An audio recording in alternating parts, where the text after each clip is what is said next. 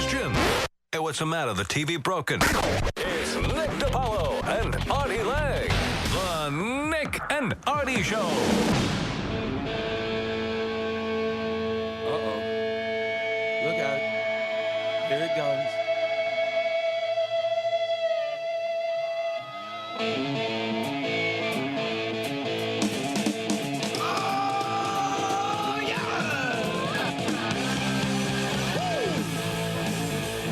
Welcome, the Nick and Artie Show. I am Nick DiPaolo, alongside the living legend to my right, Artie Lang. Artie, how are you?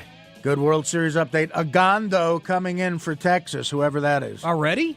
Seriously? It's 2-2. This guy throws smoke, Agondo. It's 2-2. Lance Berkman doubled in 2 runs. Everyone thought he was done except the Cardinals and Tony La Russa. Well, you say Agondo's coming in like anybody knows him. If anybody knows him, Yankees fans do. That's true. I'm guessing. I know. I was impressed with how the guy threw smoke. All the Texas guys do. But that's a good point, man. It's like it's going to be a battle of the bullpens, maybe. Yeah. The starters aren't doing much on either team, right? Agondo. I wonder what his come-in song is. Like Mariano has, Enter Sandman. I love that Mariano hears that song every time he comes in, and he has no idea what it is. So what it is. Never heard of Metallica. Yeah, what is a Gondo song? The other thing I like about the World Series is I didn't realize there's 3 Molina brothers in the major leagues. I know. Cardinals have a guy named, I think it's Vadier Molina. Yeah.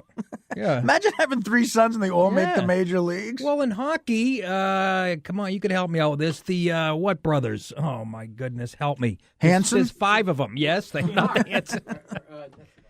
Come on, even one of them played for they've played for everybody. The Blues, the Bruins. There's 5 brothers who were all in the NHL? 5. Wow. If I, anyways, before you bring a fact up like that, you should have it on the tip of your tongue. But this gives the callers a reason to call. Sutter brothers? Sutter's is one. There's another family. I want to say they're French. Does that narrow it down? Okay. They're not good with plurals. So anyway, yeah, exactly. There are 4 or 5. They're brother. They drink 2-3 beer. Yeah, so it's 2-2 in St. Louis. Napoli homered. Napoli. That's right. Any Italians right now in St. Louis are going, Fanabile. I'm Napoli, Don. Little village Altavilla. You really? Yeah. My uncles visited Italy once and went to see our family there, like distant cousins. I don't come from royalty. They were living in a mud hut outside with 1 piece of mozzarella and a tomato on the table. My uncle goes there. This is like in the mid-'90s. My uncle Eugenio from Altavilla is looking at the video camera like it's a spaceship. He just tried to grab it and he just made this noise. Ah! The way you said that, I'm Napolitano. Yeah. Same way Paulie Walnut said it when they went over to Italy. Right. Bragging to some whore. He was literally a prostitute. I'm Napolitano. So's Tony. He's all proud. Hey, listen, you tell a whore whatever. She's picking her feet. She's bored with him. It was so funny. Napolitan. And she gets up to put on her clothes. He goes, "Hey, who said you can leave?" The customer's always right, no? It's different over there. It is different. But, so who do you like, Artie? Come on. It's the first night of the World Series. I feel obligated to talk about. Oh, my God. Look at Agondo. I never saw what he looks like. Look at the skin on that guy. Yeah, it looks like James Woods. Really? Imagine that. And then he's got a big lump on his face. Yes, he does. And it's not tobacco. No, what the hell is that? He got stung by a bee in the shower last night. I don't know.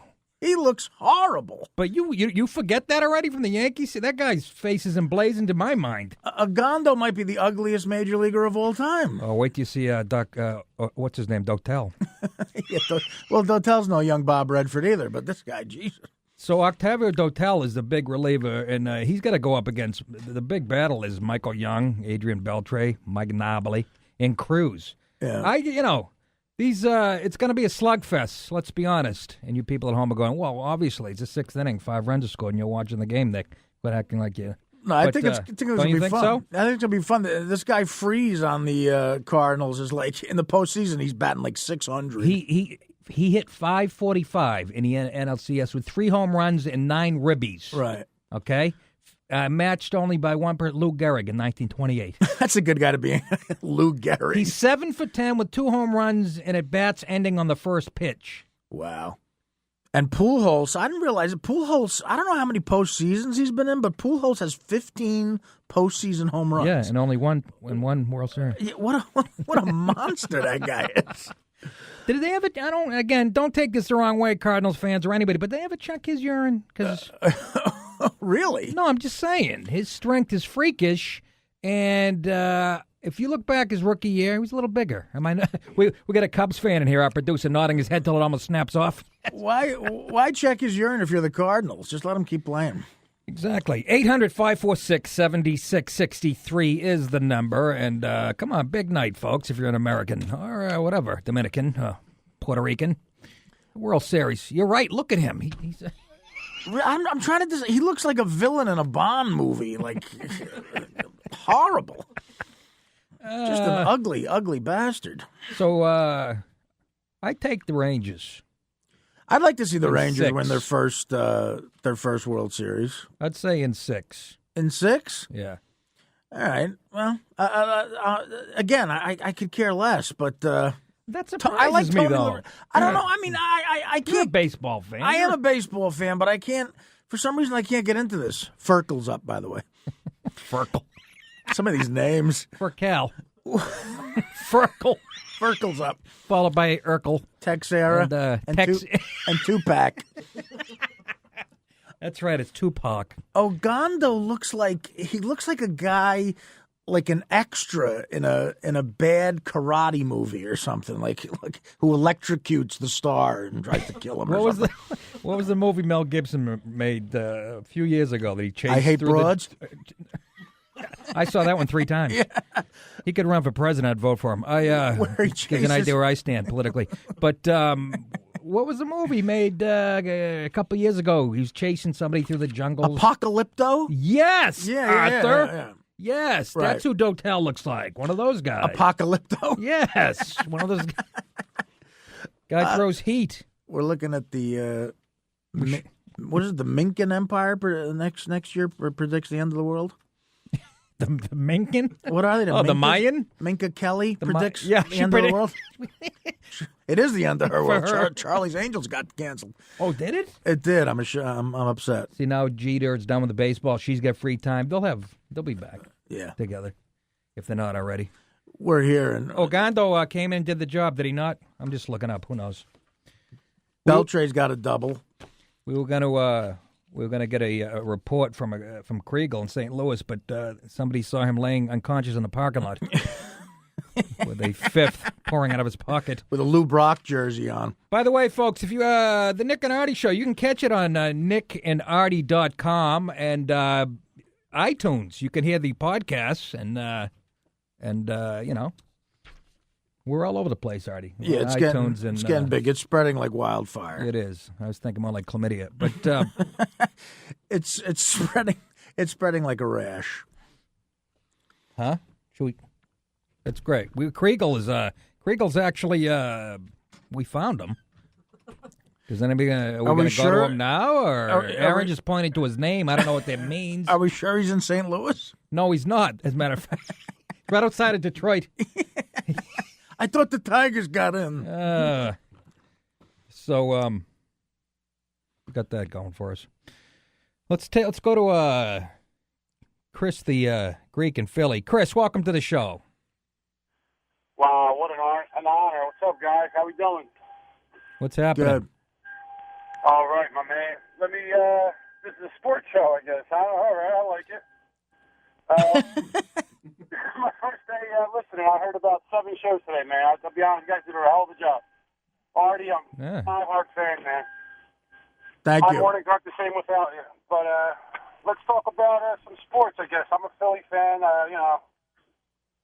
Heart's definitely broken with the Phillies. You guys think we got any, they're going to make any moves and go after Reyes, or what are they talking about in New York over there? I don't think Reyes could hurt you. Maybe some trouble in the clubhouse. I don't know, but yeah, you want a guy. Yeah, you want a guy who's got hamstrings made of cotton candy.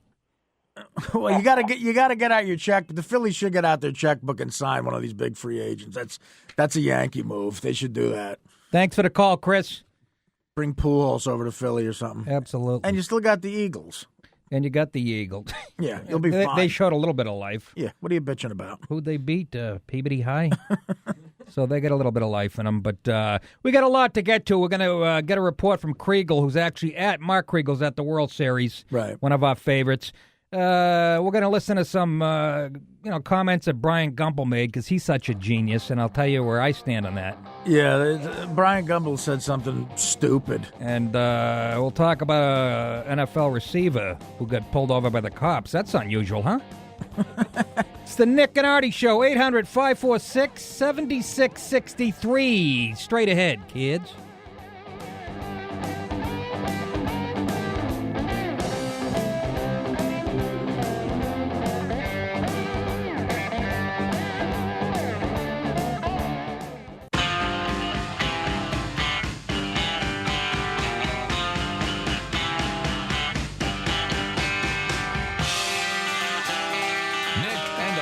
Two guys, one cup.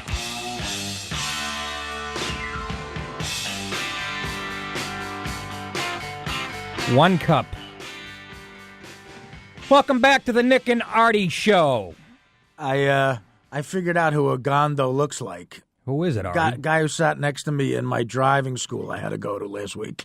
Oh, how'd that work out anyways? Terrible. Why? It's just I had to go to driving school to get my license back because I lost it. I haven't driven in 2 years. How have you been getting around? Various 7-year-old girls have been driving me around.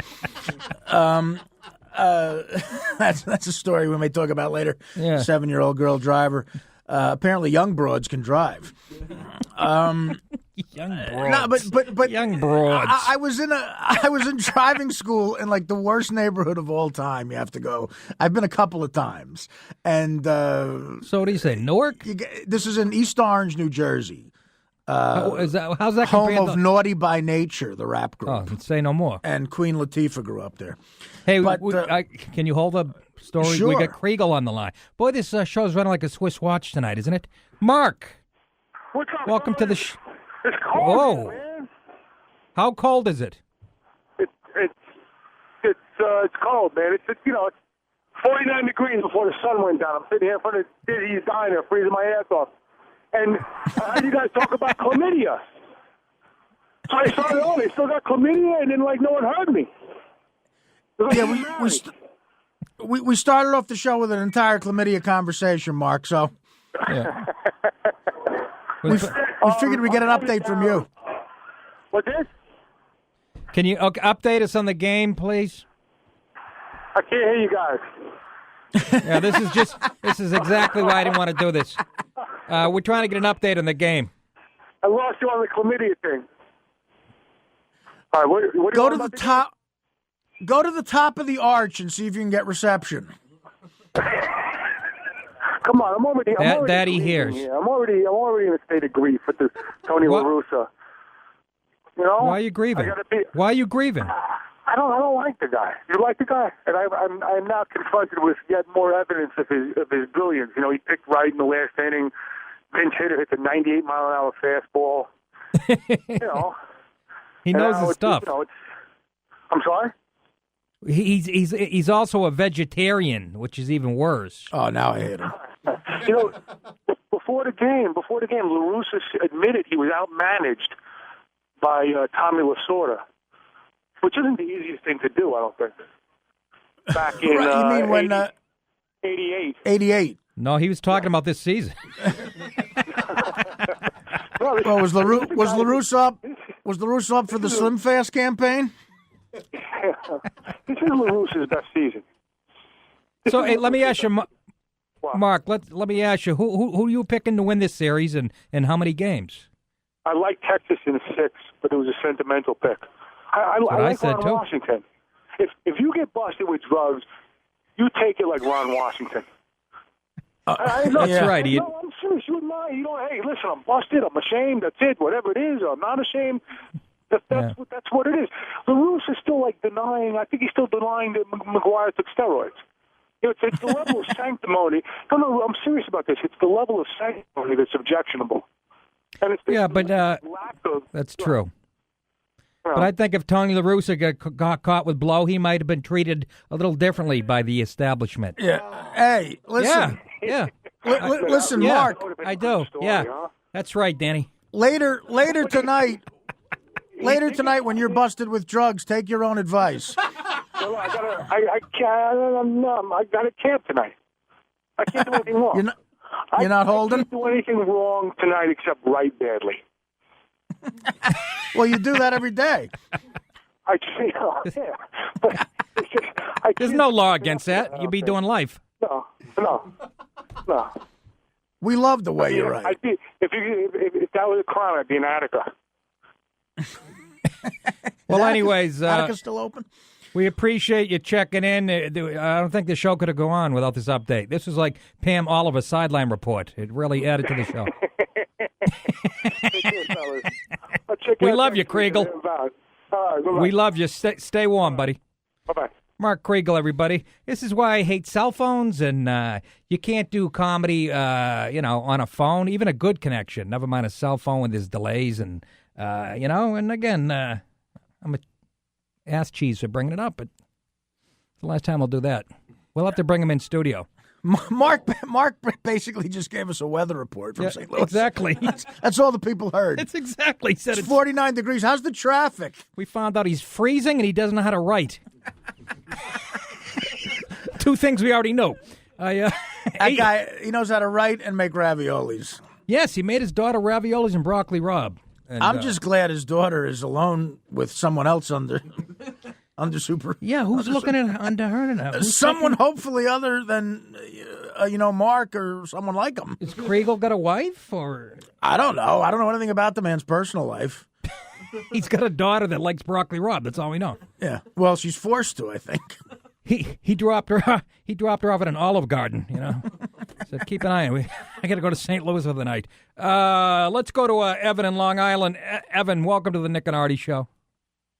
Hey, Nick and Artie, what's going on, guys? What's happening? Hey, first of all, just wanted to say that you guys had a great guest this week, Kriegel, Patel, and, of course, the great Sid Rosenberg. So just wanted to put that out there. And very second, Jewish flair. Well, I'm sorry?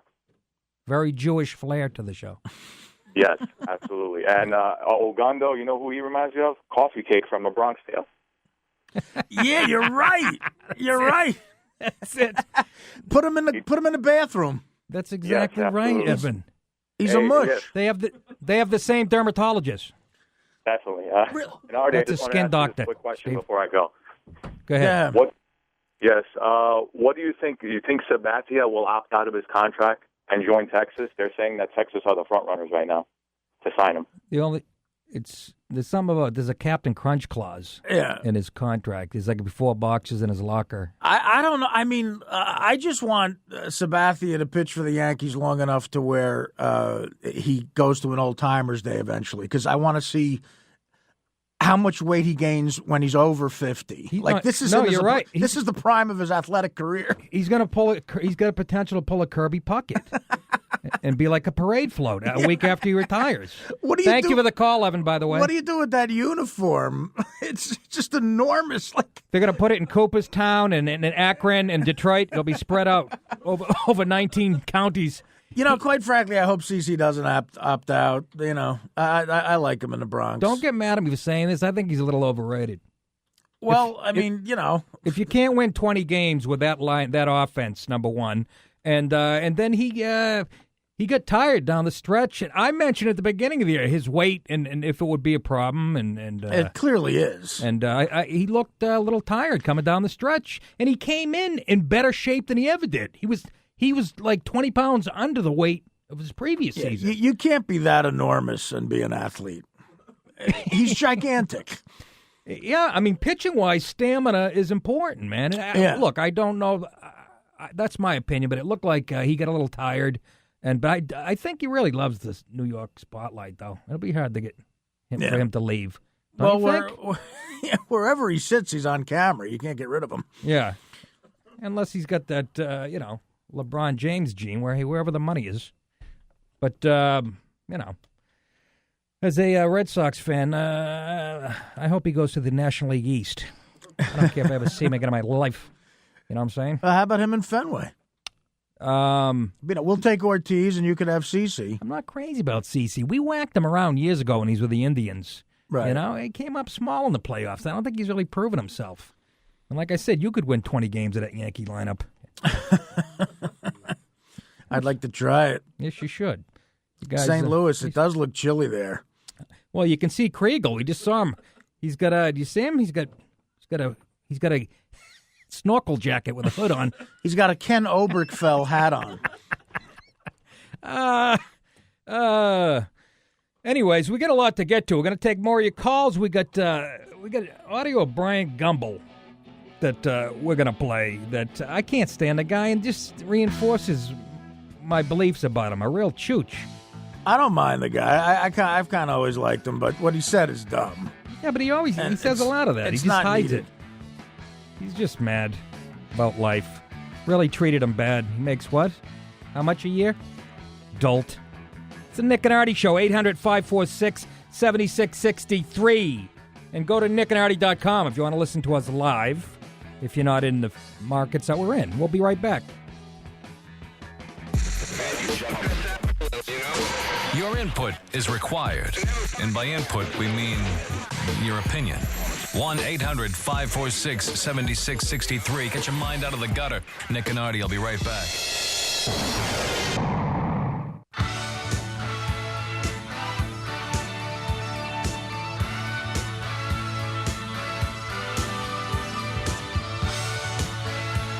Nick and Artie. They put the spore in sports. Welcome back to the Nick and Artie Show. 800-546-7663 is the number. And again, go to nickandartie.com if you can't afford a radio. Well, a lot of our demographic can't, you know. If you're laying on a bench and you're on urine, you might want to go down to Wall Street and rip off an Apple Macintosh computer. That's what's going on. Welcome to me 4 hours from now. Gonzalez now in for Texas. Is that right? From Agundo to Gonzalez. It's unbelievable, huh? It's like El DeBarge. Their bullpen. Are there any Wasps relievers? Can I ask you that? No. There isn't, though, right? That guy's got a hoodie on, the shortstop who just made that play. Oh, it's just, yeah, look, he's got like a... Yeah, I mean, is it that cold? Man up a little either bit. That or he's a crypt. I don't know. Anyways, speaking of chooches, and I say that in a loving way, Brian Gumble, popped off on, his show Real Sports the show. It's on HBO. It's been on for years where they do investigative, he says something like, let's go to the hockey stick factory and see if we can find some racism there. This guy's giving me a headache for 10 years. He's just a pompous chooch. Is all I have to say. But he popped off today talking about the negotiations, the NBA lockout negotiations, and, they have a federal mediator in there, and David Stern, and apparently he has a few opinions about David Stern. Let's see what he had to say. Finally tonight, if the NBA lockout is going to be resolved anytime soon, it seems likely to be done in spite of David Stern, not because of him. I say that because the NBA's infamously egocentric commissioner seems more hell-bent lately on demeaning the players than resolving his game's labor impasse.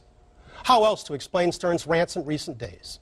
To any and everyone who'd listen, he has alternately knocked union leader Billy Hunter, said the players were getting inaccurate information, and started sounding Chicken Little claims about what games might be lost if players didn't soon see things. Oh, get to the good part, you. Stern's version of what's been going on behind closed doors has, of course, been disputed, but his efforts were typical of a commissioner who has always seemed eager to be viewed as some kind of modern plantation overseer, treating NBA men as if they were his boys. It's part of Stern's M.O. Like his past self-serving edicts on dress code or the questioning of officials, his moves are intended to do little more than show how he's the one keeping the hired hands in their place. Some will, of course, cringe at that characterization, but Stern's disdain for the players is as palpable and pathetic as his motives are transparent. Yes, the NBA's business model is broken, but to fix it, maybe the league's commissioner should concern himself most with a solution and stop being part of the problem.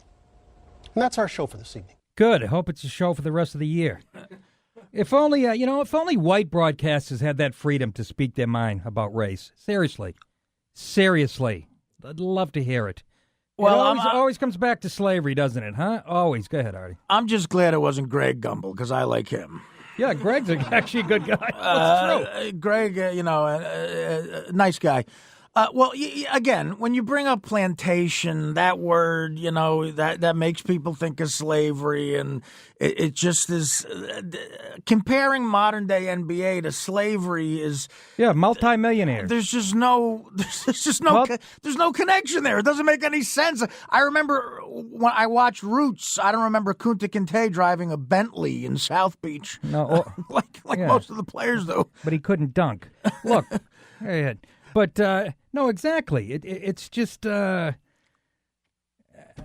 I'm just tired of it. It's not the first time he's a savvy media guy. He's been on for a long time, and he said stuff in the past like this, and it does get ratings, I'm sure, So, but he just comes across so pompous. Well, the guys, I've always liked him. Actually, What do you like about him? I don't know.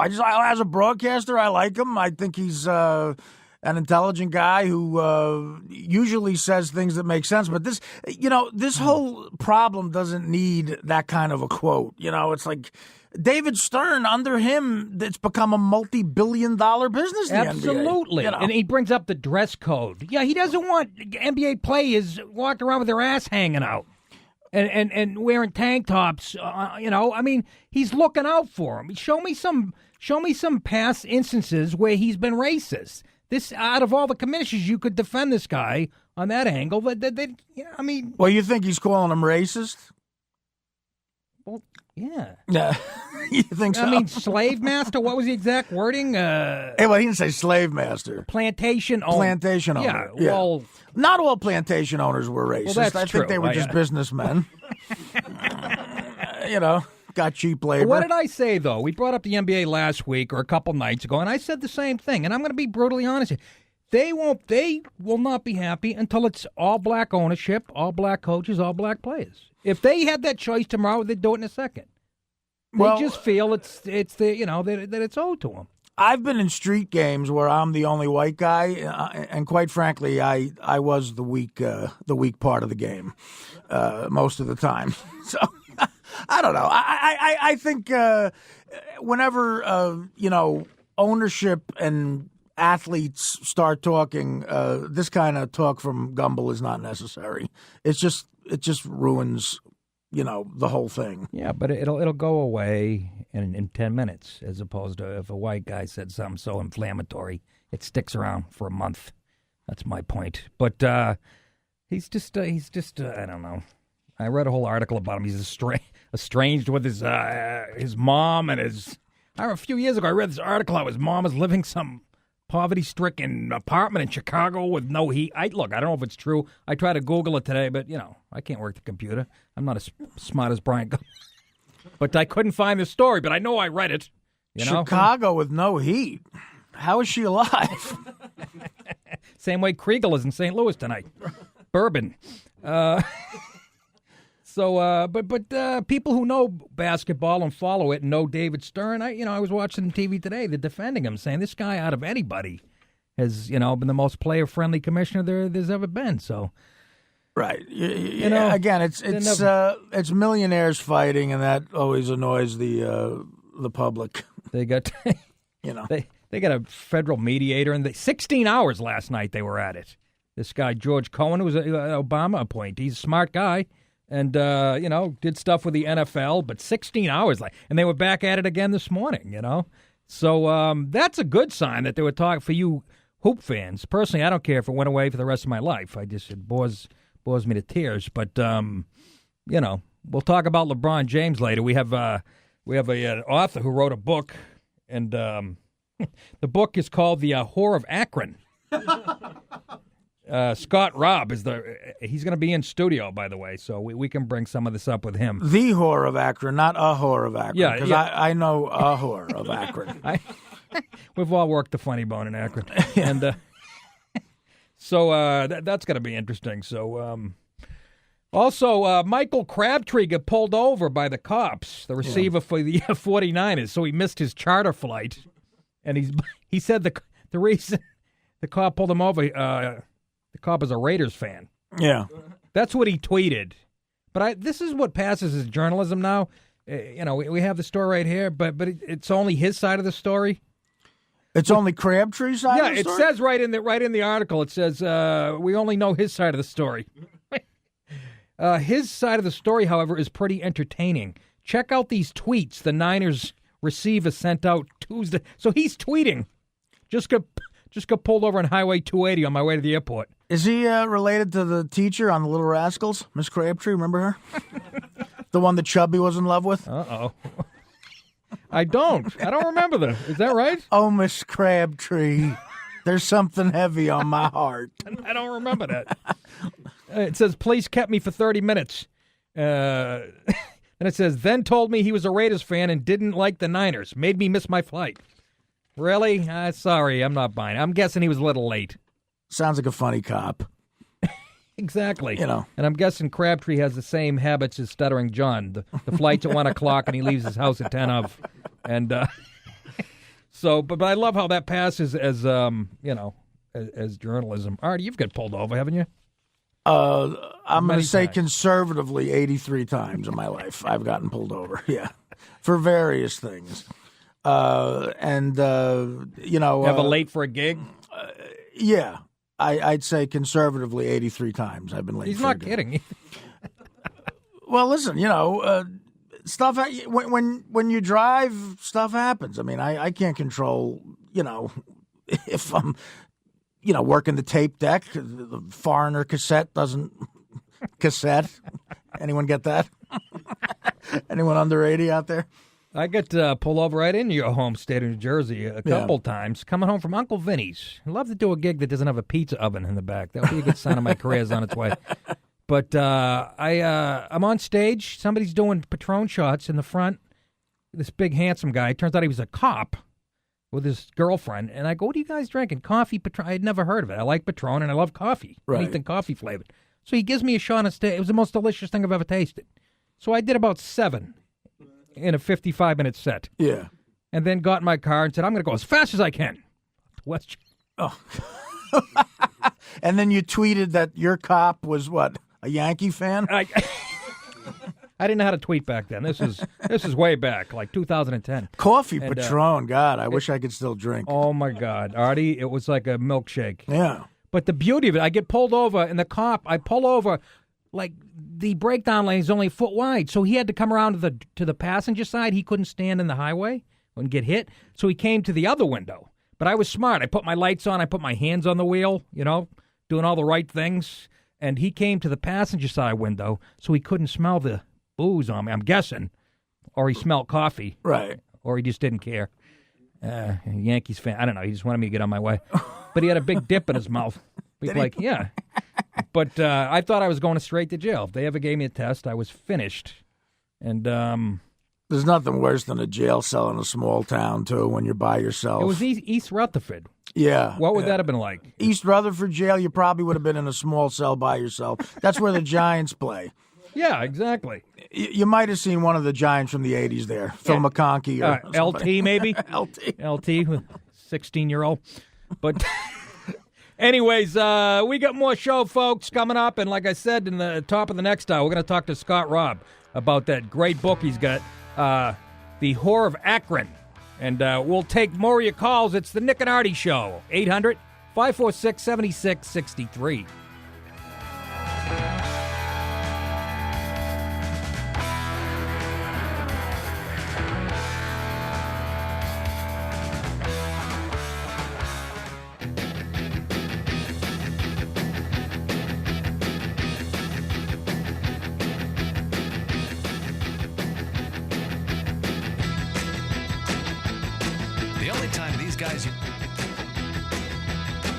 Nick and Artie, the show that has more testes than a fight between Rosie O'Donnell and Chaz Bono. Welcome back to the Nick and Artie Show. Getting heated up in here. It's what? It's getting heated up in here. It is, isn't it? Hey, let's go to the phones quickly. Seems to be lighting up tonight. Let's go to Adam in Phoenix. Adam, you're on the Nick and Artie Show. Go ahead. Hey, Nick. Hey, Artie. How you doing tonight? Good. What's How up? you doing? Good. Actually, Nick, you know me. I'm your favorite software developer in Phoenix. Okay. You have a lot of software developers you talk to in Phoenix? Oh, Adam, yes, I do know you. Yeah. Guy Anyhow, does beautiful look, work. First of all, Brian Gumbel is whiter than you are, so you're forgetting that completely. I'm not forgetting it. I was going to bring it up the next hour. Come on, you've seen my act. I don't forget stuff like that. I know.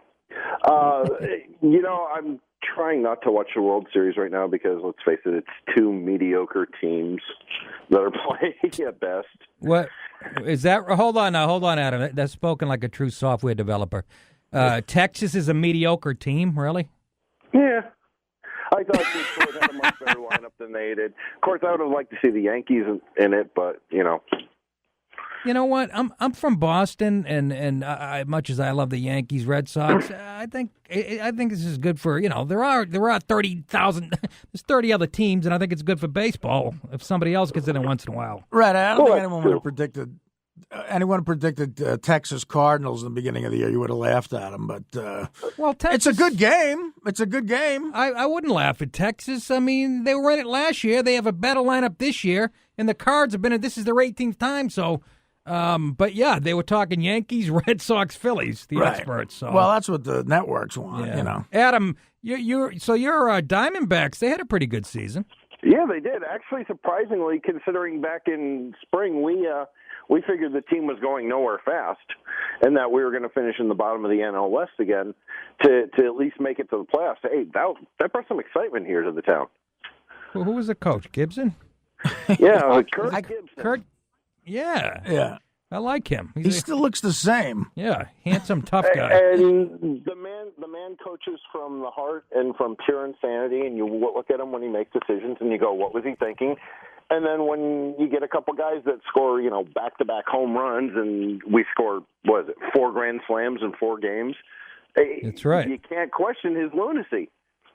Absolutely not. Adam, hey, we got a lot more calls. Thank you. Good to hear from you, buddy. Adam talks like a girl the way they talk about sports. We scored 4 home runs. That's like it's like my mother. They made a touchdown. Yeah. No, you make a cake. Yeah, you don't make a touchdown. He talks like a little league mother, like make a hit. Who won? 4-0. The Cardinals. He's a smart guy. We scored 4 grand slams. They scored. Typical guy who grew up where it's always warm. Exactly. He's got better things to do than me watching baseball. Oh, God. Let's go to Anthony in the Bronx quickly. Anthony, welcome to the show, pal. Hello. Go ahead. You're on, Anthony. Oh, yeah, hey, go ahead. Absolutely, CC Sabathia is going to opt out of his contract because he wants to renegotiate. There is no doubt in my mind he's doing that. I think. What do you think, Artie? I mean, listen. This guy's probably right. He probably wants to renegotiate. He had a great year, but again, a bad postseason. A great postseason always goes good when contracts come around. Like remember Carlos Beltran for Houston? That those playoffs he had that year that got him millions of dollars with the Mets. And I think a lot of people are looking at CC like I don't know. In the clutch you might not be able to do it, but. He got like 60 wins in the past 3 years. The Yankees definitely want him back. He's going to opt out, get his money, and then we're going to move on. Like Rafael Soriano, he has a opt out this year too. He's not going to use it because he was on the DL the whole year. No one's going to pay him as much as he's going to get paid by the Yankees next year. Hey Anthony, you're making this starting to sound like a sports show. Yeah. Who's Rafael Soriano? He's the guy picking you up in the limo tonight. He's one of the non-lost relievers. Yes, he's a very Anthony. Is that guy? Is it me? Does Soriano have the most miserable look on his face every time he comes in? Absolutely. He doesn't look like he likes to be there. He doesn't look like he doesn't like baseball. He really does. Well, he's quite a talented frankly, guy. the looks on our face, we don't look like we're ready to start a parade either. Hey, Anthony, thanks for the call, buddy. Thank you. That guy actually knew his sports. That added to the show. We might have to get rid of Kriegel and replace him with Anthony from the Bronx. How about Nick and Artie and Anthony from the Bronx? Absolutely. That's what it sounds like anyways. So I don't know. Like you said, he had a bad postseason, so a lot of teams might be turned off to him. Right. But I think he really loves the money too, CC. You know, who doesn't? I mean, I'd be the same. I'd be the same way. You know, it's like, especially a lot of people. Wouldn't. You love New York. Yeah, but if you come on, I'd love to. You kidding me? I'd love to go to Denver and build an $80,000 square foot house on a farm, and it would make be hard, out with though, a cow. from go to New York, and these guys go from New York to like Texas, and it's mind-boggling. Anyways, it's the Nick and Artie Show. Coming up, Scott Robb with a great book about LeBron James.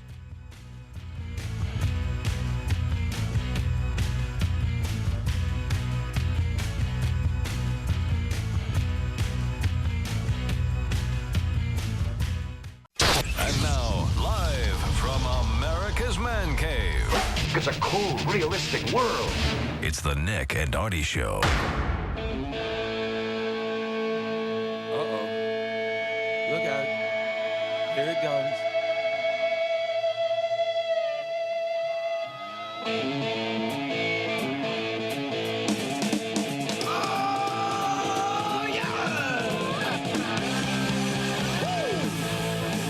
Welcome back to the Nick and Artie Show. 800-546-7663. Quick update. Cardinals 3, Texas 2 at the end of 8. It's going to be a good one, I'm telling you, folks. But what do I know? But we're very excited to have a guest in studio with us. He wrote a book, and the title of it is The Whore of Akron, referring to LeBron James. Yeah. It comes out November 15th, is that right? Yep. His name is Scott Robb. Welcome to the show, Scott. Glad to be here, man. Thanks. And originally, you grew up in Cleveland. I am a son of Lake Erie. Yeah. Are you really? Yep. Born and bred in Cleveland, Ohio. But now residing in Jersey. North Jersey, not unlike Cleveland, Ohio in many ways. Yeah, I've spent a lot of time in both places, and really they're interchangeable if you look at it. Great people. People make jokes about it, but high quality of life. Right. I like you, Scott, because it looks like me and you have the same trainer. I think we do have the same trainer. Can I describe you to the audience? I think you should. Give us your measurements. Right now I'm on one of those pure protein liquid diets. I'm trying to get it down. So I'm about 6 feet tall still, although I'm deteriorating in that aspect. Yeah. I go to about 330. You carry it pretty well. I'm doing you the like best Artie. I can. Yeah. The thick muscled, that kind of thing. Yeah, you're like a regular young Ben Vereen the way you carry it. You know what? I used to be quite a dancer. I'm sure you were. He's got an Iron Man T-shirt on. He's got a Cleveland Indians tattoo on his left forearm, and he's got the Star of David. Yeah, a heart that says Mother, and I have the Magna Carta tattooed on my genitalia. I'm just saying.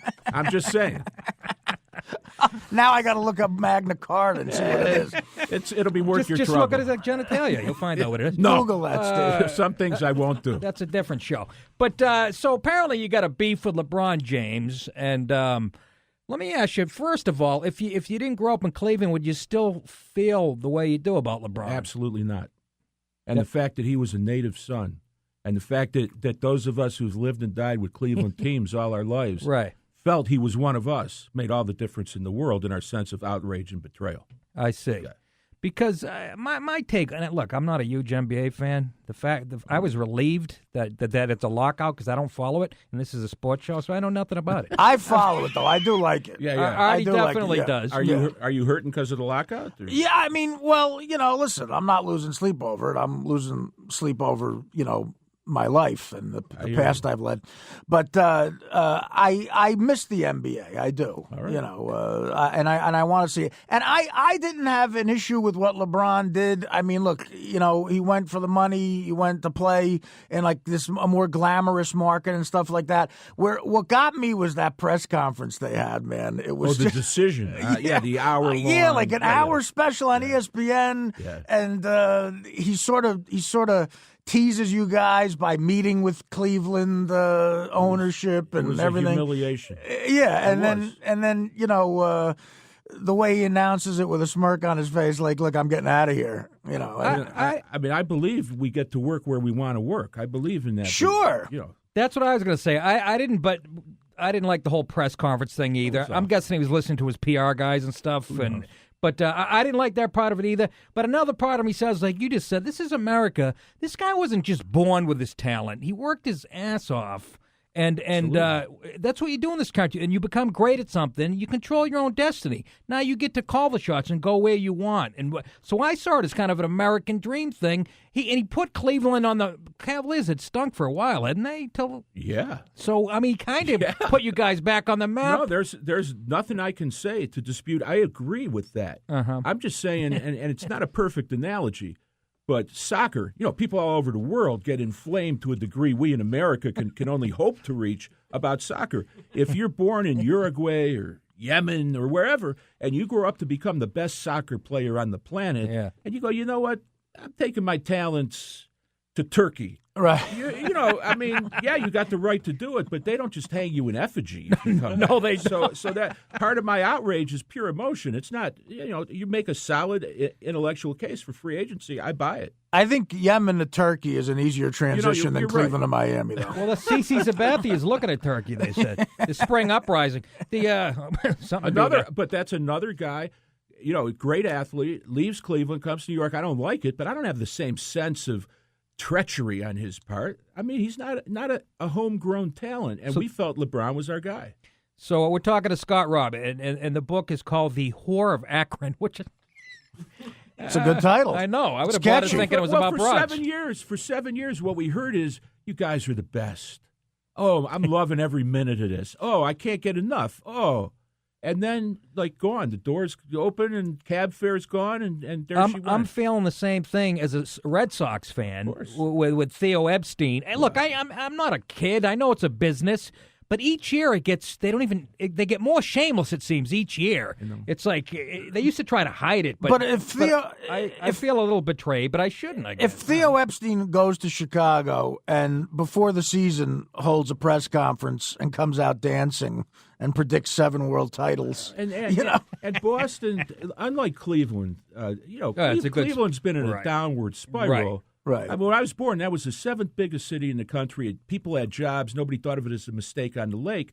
And slowly, everything's gone. Everything. Yeah. And the teams have become symbols of that bitter defeat after bitter defeat. Yeah, but the drive with Elway, Byner's fumble hurt me. Yeah. I mean, I'm from Boston, and that fumble, I almost cried that day for you guys. But then LeBron names the going away party the decision. You think that wasn't like twisting the knife in everybody's back? Another big vision I remember is when the Cavaliers were good in the 90s, and Jordan hits that shot and starts going nuts. You don't want me weeping in the studio. Mark Price. He had a great team. Yeah. We're talking to Scott Robb, and the book is The Whore of Akron. It comes out November 15th, I believe, right? Yep. And if you want to talk to him, call in 800-546-7663. I'd like to know what you think of LeBron. And I just seem... The whole NBA is filled with guys like that, and is he a worse guy than Allen Iverson, who held his wife hostage? Quite the opposite. In LeBron's case, there isn't any of that. Wait, I'm one of the few guys who saw Allen's side on that with the wife. But I just it takes a lot of anger to write a book called The Whore of Akron. There's a lot of love in there too. I just want to point out without it being about your wife or ex-girlfriend. When do you decide to write this book? Like, at what point did you just get fed up? I'm writing a book about it. The truth is, I started writing a book the season before, hoping to write the happy book. Honest to God, LeBron was in his walk year. Cleveland, it was finals or bust. And I started going there, and I got my credentials, and I started writing a book that I hoped would be Our Moses Leads Us to the Promised Land. Yeah. But it didn't end that way. So it really became the book it is after the decision. More entertaining, I think, now, though. Yeah, it's always better with anger. It was still a season of hell. The Cavaliers, after 7 years of, hey, we got the best player. The Cavaliers were unbelievably putrid. Yeah. And meanwhile, the Heat, I had no doubt they were going to win the NBA championship. As a Cleveland fan, I knew this guy would be holding the trophy in June. Yeah. So I got a happy ending. I think a lot of people around the country did. I think a lot of people, developed a contempt for LeBron after that press conference. Yeah. That's where it started to go awry, I think. But there's so many other guys with worse personalities than him, even with that included. I agree. That was a It was silly, stupid, is yeah, what it but the was. hatred for him seems to be disproportional to me. And he seems to have a good sense of humor. Now he does a McDonald's commercial. I've seen where it. Yeah. He jokes about it. Yeah. And he goes back to Cleveland and still gives speeches. And Akron. does his best. Akron. Just Akron. He's very careful to Oh, point is he out, really? which is a BS distinction, by Yeah. the way. It's all Northeast Ohio. Right. But he likes to draw that line, and that's where he goes back. And, yeah, the people there, he's their boy. They treat him very well. Uh-huh. Yeah. Well, I mean, as a Cleveland fan and someone who grew up in Cleveland, you seem a little bit of like a hypocrite to me because you as well left Cleveland. I left in '84. You missed the show, I know. But, on the other hand, as a writer, it's not like anyone was clamoring for my services, Right. number one. Number two, I understand, that there's a comparison to be made there. But here was a guy who told the fans, I'm not going to go chasing championships. I understand your pain. The situations, they're really not parallel to me. But I got to own the fact that I left in '84 and I don't live there anymore. And I remember the press conference you held when you got to Jersey. It was it was really hateful. We're talking to Scott Robb, and the book is the Whore of Akron. We got to take a break, but the number is 800-546-7663. If you'd like to call in and give us your opinion on LeBron James. Is he taking too much heat for this, or is Scott Robb right on the money? It's going to be an interesting book either way. We'll be right back.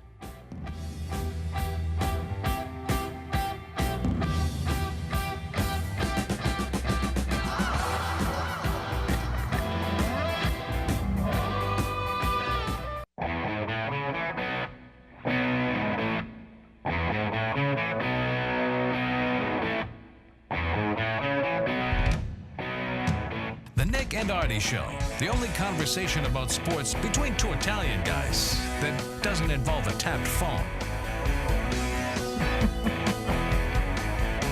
Welcome back, Nick DiPaolo and Artie Lang. I'm offended by that. Yeah, well, I wrote it. Don't be too offended.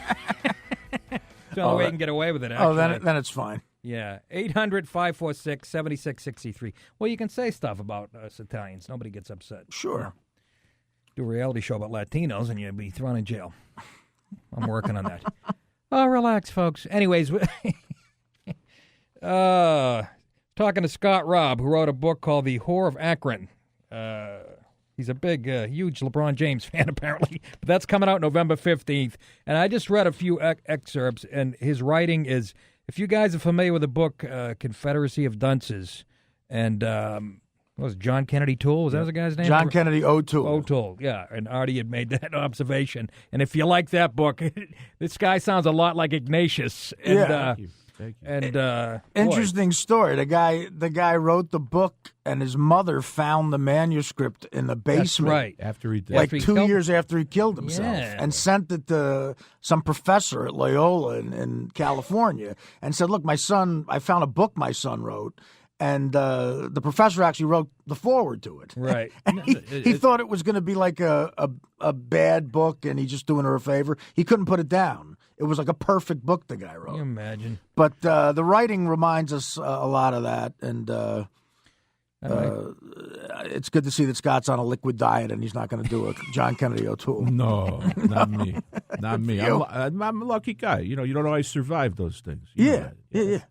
Let's go to the phones. Let's go to Angel in Miami. He's got a question for Scott. Angel, welcome to the Nick and Artie Show. Hey, Nick. Hey, Artie. Good evening. What's going on? How are you? Hey, Artie, just on a side note, I've been a longtime fan of yours. Thanks, buddy. Thank you, Angel. Yeah, man. Wanted to talk about the author. I had two questions for him. One, if he's calling LeBron a whore, and the only reason that he could write a book like that is because of the person he called a whore, what does that make him? He's making money off the whore, so does that make him a pimp? And secondly, if there wasn't any laws to protect him, and let's say there was nothing to protect him, would he say that to LeBron? Would he tell that to LeBron in his face that he's a whore? Like I would tell him, I would tell the author in his face, whether laws were there or not to protect me, that he's a whore just for calling another man a whore.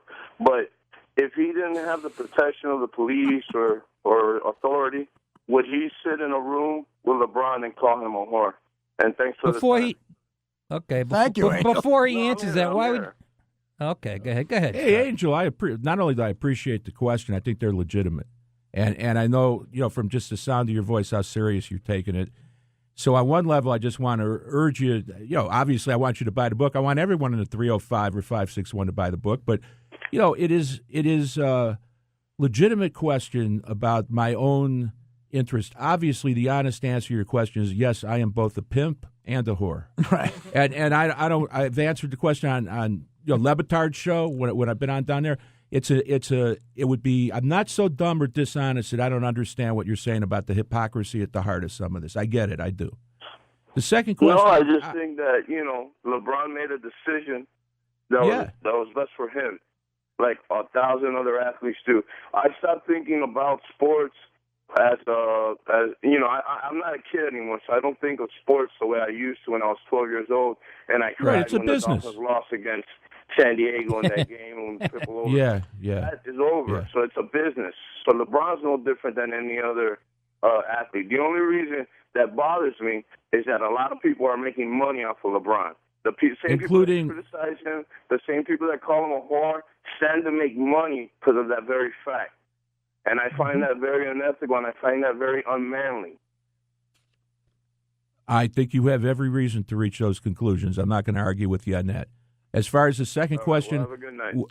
All right. Thank you, Angel. All right, and as far as whether I've been in a room, I've exchanged niceties and pleasantries with LeBron James when he was with the Cavaliers, when I've been to Miami, and I've been in the same room. I have not had the opportunity one-on-one, and no, I would not start a conversation with him by calling him names. Yeah, and to assume you would is kind of stupid. How does it get down to manly? You're making a living. This is America. You can say whatever you want. But seriously, whether it causes racial tension or not, I agree. I don't like this whole unmanly. By the way, Scott's not a little guy either. No. So he's got forearms bigger than LeBron. So don't assume he's going to, shy away. But my mother is worried. kind of what Angel's saying. My mother says, "Aren't you worried LeBron's people are going to blah blah blah?" I don't worry about that stuff. I mean, I understand what the guy's saying. I've heard it enough now that I get it. Of course. Well, I mean, but LeBron's not, the head of the Gambinos. You're going to be fine. I think he'll take it, and it'll be okay. And it would help the book. It might be safer if he was the head of the Gambinos. I like the way Angel said, without the protection of the police. Oh, absolutely. It sounds like he said that before. Yeah, that's what I'm talking about. Yeah, exactly. It sounds like he's anti-protection of police. Exactly. But you weren't the only one that was a little pissed about this whole thing. By the way, talking to Scott Robb, author of the Whore of Akron, coming out November 15th. It's going to be controversial. But you weren't the only one that was PO when he left. Dan Gilbert, did you address him, the owner of the Cavaliers, in your book? I mean, he's one of the guys, I think, who's a central character in the book. Yeah, and what do you say about him? What's your take on him? This is a guy, I understand, he's a billionaire and he's a businessman, and LeBron made him a lot of money, but I think he took it personal. It wasn't just I lost hundreds of millions of dollars of value. On some level, it was a gut betrayal to Dan Gilbert. Right. Yeah, he was mad. Yeah. I'll read a little bit of the letter he wrote. Dear Cleveland, all of Northeast Ohio, and Cleveland Cavaliers supporters, wherever you may be tonight. As you know, our former hero, who grew up in the very region that he deserted this evening, is no longer a Cleveland Cavalier. This was announced with a several-day narcissistic, self-promotional build-up, culminating with a national TV special of his decision, quote-unquote, unlike anything ever witnessed, quote-unquote, in the history of sports and probably the history of entertainment. Clearly, this is bitterly disappointing to all of us. The good news is that the ownership team and the rest of the hardworking, loyal, and driven staff over here at your hometown Cavaliers have not betrayed you, nor never will betray you. I won't go on, but he says you simply don't deserve this kind of cowardly betrayal. And he promises that the Cavaliers will win a championship before the player who left. Yeah, I don't know what he's smoking with that one, but they went out and played their hearts and souls out and won all of 18 games in an 82-game season. Yeah, they didn't have a good year. It was miserable without LeBron. God. He says, I personally guarantee that the Cleveland Cavaliers will win an NBA championship before the self-titled former king wins one. Well, he can make good on that. The only thing I would say is that, especially given the history of sports in Cleveland, I want Dan Gilbert owning my teams. I want a guy who's willing to fork over the money and a guy who's willing to. That letter cost him $100,000. David Stern, the commissioner of the league, fined him for writing that letter. Yeah, the so-called racist. Brian Gumbel calls him racist. Well, he just calls him a plantation owner. Plantation owner. Right. Yeah, exactly, which translates to what? I'll say it. So No, the more I think about it, Cleveland has had some rough, like Renteria in '97 getting that hit against the Indians. I could still see that ball passing by the pitcher's head. Yeah. I mean, seriously, when you add it all up, it's unique. Right. I mean, Pittsburgh has had known hard times, but the Steelers, you think the Steelers and that tradition of victory hasn't meant something to those people? Of course. And the Penguins lately have been a decent team. Absolutely. And they had the Pirates in the late 70s. I mean, Cleveland over and over again in the most cruel way has gone down every time. Right. What was worse, though? The drive had to be the worst. You know, there was one back in '81 before Red Right '88 against the Raiders in a wild card playoff game. Was that one was about 20 degrees below The zero? wind chill was 30 below, and that's before we didn't know there would be a shot and a fumble and a drive, so we were young and naive. Yeah. And that one, the first one, really, really hurt. I remember that because I was a Raiders fan. At kickoff, it was like 44 below with the wind. It was unbelievable. It was that's how football should be played. Absolutely. New York's getting the Super Bowl in a couple of years, and I hope it is a huge blizzard. I really do. I hope it's like an enormous blizzard that day. And you know what they'll do, Artie? They'll move it up to some campus in Albany with a roof or something. I hope they don't They'll whip be out playing on Route 3 in New Jersey. That's where they're playing. New Jersey got the Super Bowl, not New York. Right. I keep forgetting That's true. That's as a Jersey guy, I should have pointed that out. It's going to be in Sea Caucus next to a bunch of dead bodies. Well, hey, Scott, we appreciate you coming in here. My pleasure, guys. You know, again, I thought you flew in from Cleveland, but I'm more appreciative. But he's right in New Jersey, folks. Yeah. It's called The Whore of Akron. And it's not about Ozzie Newsome. Exactly. That's who that pass was intended for in 1981, by the way. The Whore of Akron. He could be talking about himself or LeBron, according to him. That's He's the a humble irony. guy. That's the irony. See that? That's a beautiful title. Perfect. If anyone in the world got irony anymore, you'd be in shape. It's and the book comes out November 15th, so look for it, folks. It's the Nick and Artie Show. We'll be back to take some of your calls.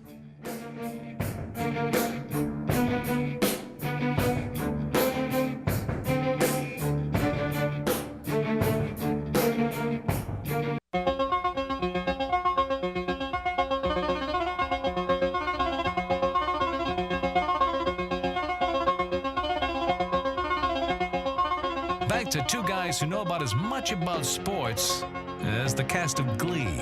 It's the Nick and Artie Show.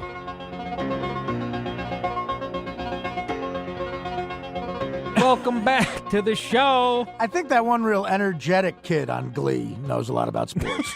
They all seem energetic to me. That kid was drafted, you know. The Cardinals won, so that's official, game one. 3-2 and a good game, a competitive game. For you people who are poo-pooing on it, I think it's going to be a good series. You know, I'm watching these the commercials during the game, and Ashton Kutcher does these Nikon camera commercials, and everyone has four of the hottest chicks you've ever seen in your life. You know, I wonder what's going on behind the shoot. Now that we know what he's up to, you know, what kind of lens is he using? But in a related story to that, we have a producer, this guy Dan, who claims he made out with Demi Moore. Well, I kind of first I was like, do you believe that? First I said baloney. Right. But then we got to fill in the background with Dan. This guy's from Chicago. You know, his roommate was Mark Grace, who got more ass than a public toilet seat on Earth Day in Central Park. Right. And you know, he hung Bill Murray's a friend of his. Right. So it might have been some of that, you know, the Demi was 22. But this is when she was shooting a movie called About Last Night. So we're talking about a young Demi. She's shooting it with Rob Lowe. Yes. And Dan, I mean, you know, he's not a bad-looking guy, but he's not exactly. Hey, thanks, man. Are you sure it wasn't Danny Moore? Or Denty Moore, the beef stew. Dinty Moore. Denty. Denty. Well, the cans are dented. Dan, you made out with Demi Moore. How did this happen? We were in a hotel, and I was Story's waiting. already BS. Go ahead. I was waiting. No, I was waiting for my friend Harry Shearer because we had just come back from the Bulls game. The guy drops more names than, but really, but he does. He knows. And he said, "Hey, we're going to this party.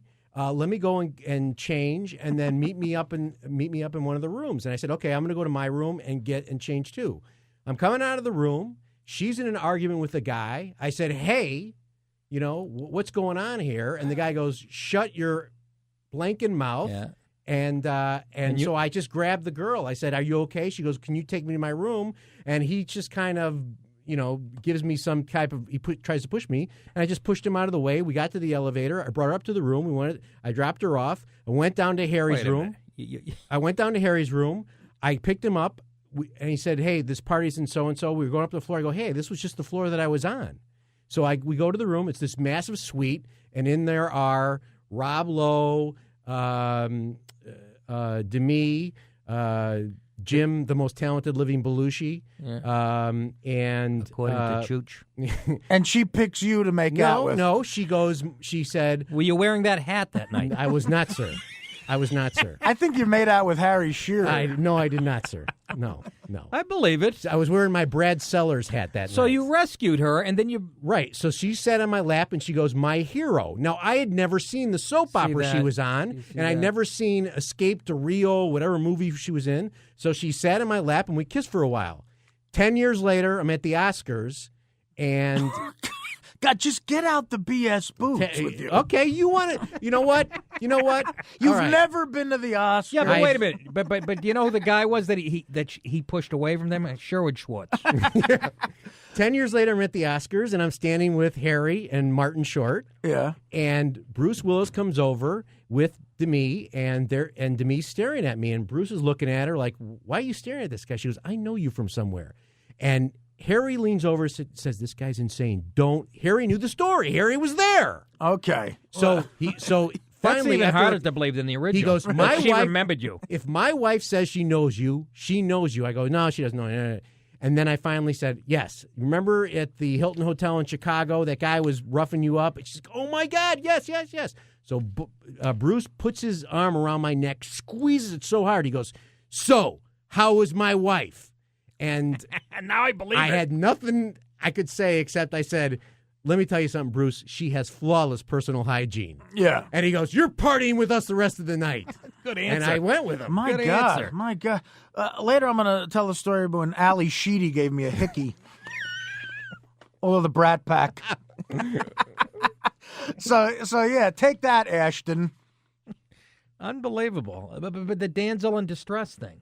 Yeah. The guy must have been roughing her up or something, huh? There was a guy roughing her up, yeah. And you just pushed him out of the way. What did you have, a Bowflex? You were lifting back then? No. 800-546-7663. Let's go to our let's go to Arm in Long Island. He's a pro LeBron James. Arm, welcome to the show again. Cleveland rocks. Cleveland rocks. Ohio. This guy C-blocked me from Mayor Winningham too. Yeah, right. The whole cast of what's it called? St. Elmo's Fire. St. Elmo's Fire. Yeah. God, you know what? This is what's never brought up about the LeBron thing. First of all, I would have loved to have seen that guy in a World Be Free jersey, but he got out too soon. This is what's not brought up at LeBron. They would not give him any. Desert Storm had a better front line than this Cavaliers team. They wouldn't sign any. They're expecting him to lead the league in rebounding. And by the way, Charles Barkley did this twice. Barkley went to a Phoenix Suns team that had Kevin Johnson, Chambers, Marley, Hornacek all at the same time. Then he goes to Houston, who had Olajuwon and Drexler at the same time, which is worse. Then Malone and Peyton go to a Laker team that had O'Neal and Bryant in their prime. So why is that? Or why did they take no crap for that? And he is. And by the way, that's what's that? That's my point, Arm, too. I thought it's been done. I know Artie keeps going back to the video, and it really was I'm over the top. telling you, it sounds repetitive, but it's all about that press conference. I mean, that got shown all over the world. heralded a million times. It did, but it's the hour special on ESPN, the decision, like Shaquille never did that, and then he went out and won 3 rings with the Lakers too, right away. Shaquille filmed Kazam, for Christ's sake. Shouldn't that bastardize him for 20 years? Well, I mean, it's no Space Jam. But wait a minute, how about Blue Chips? Yeah, he's good in Blue Chips. That was pretty good. He was pretty good in Blue Chips. He played a tall black guy, remember? Yeah. Well, here's the other thing, and he's expected to be this killer in the fourth quarter. He's a passer's mentality. First, he loves to pass. In the way Artie loves to shoot, he loves to pass. And Artie was writing away. No, well, he's expected to be this killer in the fourth quarter. You forget about the 15 assists he had and the 12 rebounds. Maybe he's not a finisher there at the end, but that's not his. You need a guy like that. He expected Wade to do, but you can't throw it all on him. And by the way, he's 26 years old. You don't think he's going to win? That's right. 4 more championships? He's going to have. He's going to have more rings than Liberace. He'll probably win. They'll probably win. And, Dwayne Wade has already won. Thank you, Arm. Thank you for the call, buddy. Dwayne Wade won with Shaquille O'Neal in the Heat 5 years ago. People forget that. I did forget that. Dwayne already has a ring. Does he so really? He's looking for more, and they'll probably win if they ever play another season. But I understand the comparisons he's making, but something about LeBron aggravates me more than those guys. I don't know. It's Nick and Artie, and you can go to nickанdartie.com, folks. We archive the show, so if you miss it the next day, you can listen to it. Or you can listen to it live tonight if you're not living in, Grand Rapids or Big Plains, Texas, Medford, Oregon, or Sacramento, or Albany, or Buffalo. Any of those huge markets. Build yourself a ham radio. Wrap your grandmother in tinfoil, put it on the roof, and have her saggy boobs face due north, and you'll pick something up. It'll be chatter from Al Qaeda, apparently. Let's go to. I want to talk about the series. It's a World Series opening tonight, and we're talking about LeBron and Big Chooch. Chris in Philly, welcome to the Nick and Artie show. Scores, man. Got a tattoo. Yeah. What's up, guys? What's happening, Chris? All right. Texas came through to me tonight. I had them on the run line, plus 1.5. Really? Sweat it out a little bit, but, still got the W. Good for you. I forgot about run lines. That is really those are hard bets when you're giving and getting runs in baseball. That's harder than a money line. Oh, that's hard. Yeah. I'm happy for you. Yeah, thank you. When you got pitchers like that in the World Series, I'm not saying I called it like that, but I'd like to see Texas win. But one run usually is the way it goes, But the pitches, the starting pitching for both teams hasn't been that good in the postseason, so everybody's expecting a slugfest. But, yeah. But I think it's going to be close the whole series, actually. What are you taking in Game 2? I already got my bet in, and I got Texas again. This one's at a pick. Oh, it's a pick 'em. Yep. I think you're going to be all right. Texas is not going to drop the first two. Yeah, hey, Chris, thanks for the call, pal. All right, Appreciate guys, love the show. Thank you. A lot of people don't realize that, like in football and basketball. In baseball, you can give or get runs. I didn't really realize. I thought it was always a money based on a money line. No, which I still don't understand. Well, it's math, and quite frankly, I'm pretty good. I thought I understood it, and if I did, I wouldn't be at. You wouldn't be wearing the Springsteen T-shirt. I could not be wearing a more white guy in his mid-40s shirt. I have a picture of Bruce Springsteen on my shirt, the great Bruce Springsteen, from the 2008 tour. And apparently I've put on a couple since then because it barely fits me. I love that, but it must be like a Jersey thing. Like what's his name? Florentine with his Van Halen right. and Iron Maiden T-shirts. Concert T-shirts. I love Jersey guys for that reason. And I'm reading the paper one day, the New York Post, and they're doing a spread on people with apartments, like famous people. There's a spread. Jimmy Norton's in there. Yeah. So it was people that own apartments or condos in New York. In his bedroom, he's got like a Kiss poster over his bed. There's nothing wrong with that. No, and I mentioned it to him, and he at the Comedy Cellar. He goes, "I know, I'm a 40-year-old guy. I got a Kiss." He goes, "Like, imagine bringing a girl in there, seeing a Kiss."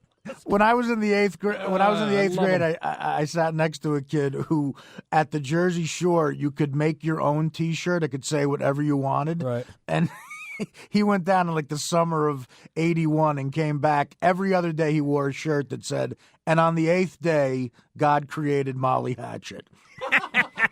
And we'll end on that note, though. We got more coming up, folks. The Nick and Artie Show, 800-546-7663. We're going to talk about Shaquille O'Neal defending gay kids.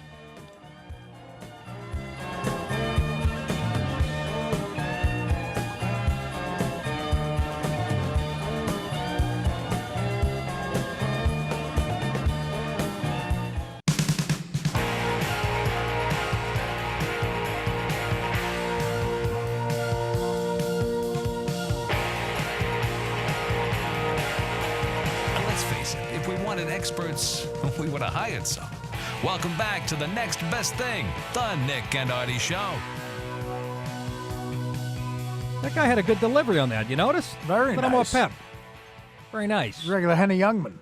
Welcome back to the Nick and Artie Show, and we're still kicking around the LeBron James thing. Yeah, apparently we missed a huge part of that story that people forget. There was a rumor that a guy who played with LeBron on the Cavaliers, a guy named Delonte West, was sleeping with LeBron's mother. Again, we say rumor, but... It's a rumor, but a lot of people seem to believe it. Yeah. Nobody really refuted it. And if that's the truth, now I'm starting to understand. I was going to say, now the videotape sort of makes a lot of sense, doesn't it? I'd get mad, too. You're not going to sleep with my... I mean, his mother. I mean, that is really just disrespectful. That's, yeah. Well, how old was his mother? I mean, she had to be at least 40, right? I mean, you know. What? She's young. I was going to say, she had LeBron when she was what, 12? 13? I'm just guessing. I'm going on a limb. So LeBron was probably maybe 24, 25 at the time. So maybe if she had him when she was 20, she could be 40s. A hot 44-year-old, whatever. And I mean, if one of your teammates is having sex with your mother, I'd leave town too, and I'd be pissed. Well, I'd have to leave town. Yeah, you know what I'm saying? Yeah. You'd find that guy, in his driveway. How you get that mad? Wait a minute, it's my mother. You're right. Maybe not. Maybe. That's a joke. They don't listen to the show. She knows I love her. By the way, go to nickandartie.com and. I want to see a picture of Delonte West now because I don't really know what he looks like. Yeah, we got to pull that up. Delonte West. I pictured Huggy Bear. I'd get mad. I don't know why, but I pictured Huggy Bear from, you know what? Starsky and Hutch. Starsky and Hutch? Yeah. Wasn't there a guy, who was Beretta's guy? There's another guy. A guy with a parrot. Well, that was the old guy with the parrot. Oh, yeah, there was an old guy with a parrot, yeah. Too. But that's a major part of that story. Did you hear about this, folks? Delonte West, maybe we're going too hard on LeBron, Maybe I'll show you. 800-546-7663. Yeah, I mean, if back, in the Knicks heyday in the early 70s, if Bill Bradley found out Dave DeBuscher had sex with his mother, I think he would have left too. He would have passed legislation. He became a senator. There's a story about Shaq. Shaq doing some PSA announcement, talking about the bullying of gay kids is a big thing apparently. Right, it's an epidemic. And again, they say cyberbullying's an epidemic. And like I said, on stage the other night, I'd rather be bullied over the internet than in person, like I was back in the 80s. But there you go. Is that Delonte West? Somebody's put a picture down. He looks like the relief pitcher we were talking about earlier. Yeah, he does. Ogando. Is that LeBron's mom with him? Who is that? She's kind of cute. I can understand that. But I hope we're wrong for LeBron's sake. Yeah, I hope we're wrong, too. I don't want to run into him. He's not even that good. He's not even that good looking of a guy, this Delonte. I could see if he isn't. I could see if he was a young. He's got an M&M in him. A little M&M. I think maybe it was the Pirates hat he was wearing crooked that got her. Yeah. But Shaquille O'Neal, alongside Golden State Warriors executive Rick Welts, has been enlisted by the folks at GLAAD in an effort to reduce bullying of gay and lesbian. Again, a good cause. You can't argue against it, but maybe I will. No. No, you can't. Bullying people is horrible, and but why Shaquille O'Neal? Well, I'll tell you why. I'll read the whole thing. As part of, it's from the San Francisco Chronicle, as part of National Bullying Prevention Awareness Month. Jesus, does everybody have a month? Everybody's got to have a month. How now. about white guy who can't get laid month? Huh? Let's make that June through September. I'd march. Shaquille O'Neal is teaming up a gay-lesbian alliance against defamation, GLAAD, to launch its Amplify Your Voice. That's what we need, more loud gay people. And Shaquille does have a voice that needs to be amplified. Yeah, right. Yeah. Don't be picking on him. I'll knock you out. Okay, and Warriors president Rick Welch will be honored on October 21st, my dad's birthday, by the way, by the Gay, Lesbian, Straight Education Network. Okay, so I've already mentioned GLAAD, Glesson, that's during the 7th Annual Respects Award Gala in Los Angeles. The Warriors named Welch President and Chief Operating Officer in September to oversee business-related operations and report directly to the owners. He had a 9-year stint with the Phoenix Suns as president. He was Chief Executive Officer for the past 2 seasons. The bottom line is he revealed in May that he was gay.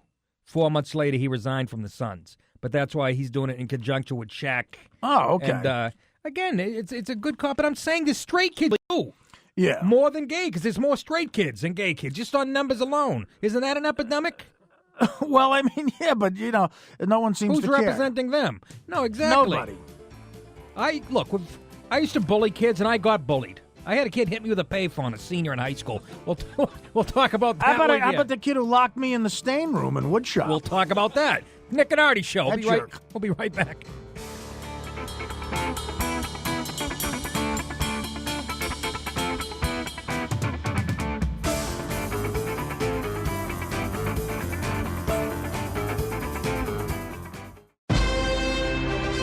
And now, the radio program America has been waiting to hear. The radio program that answers the question, hey, what's the matter? The TV broken. It's Nick DiPaolo and Artie Lang. The Nick and Artie Show. Uh-oh. Look out. Here it goes.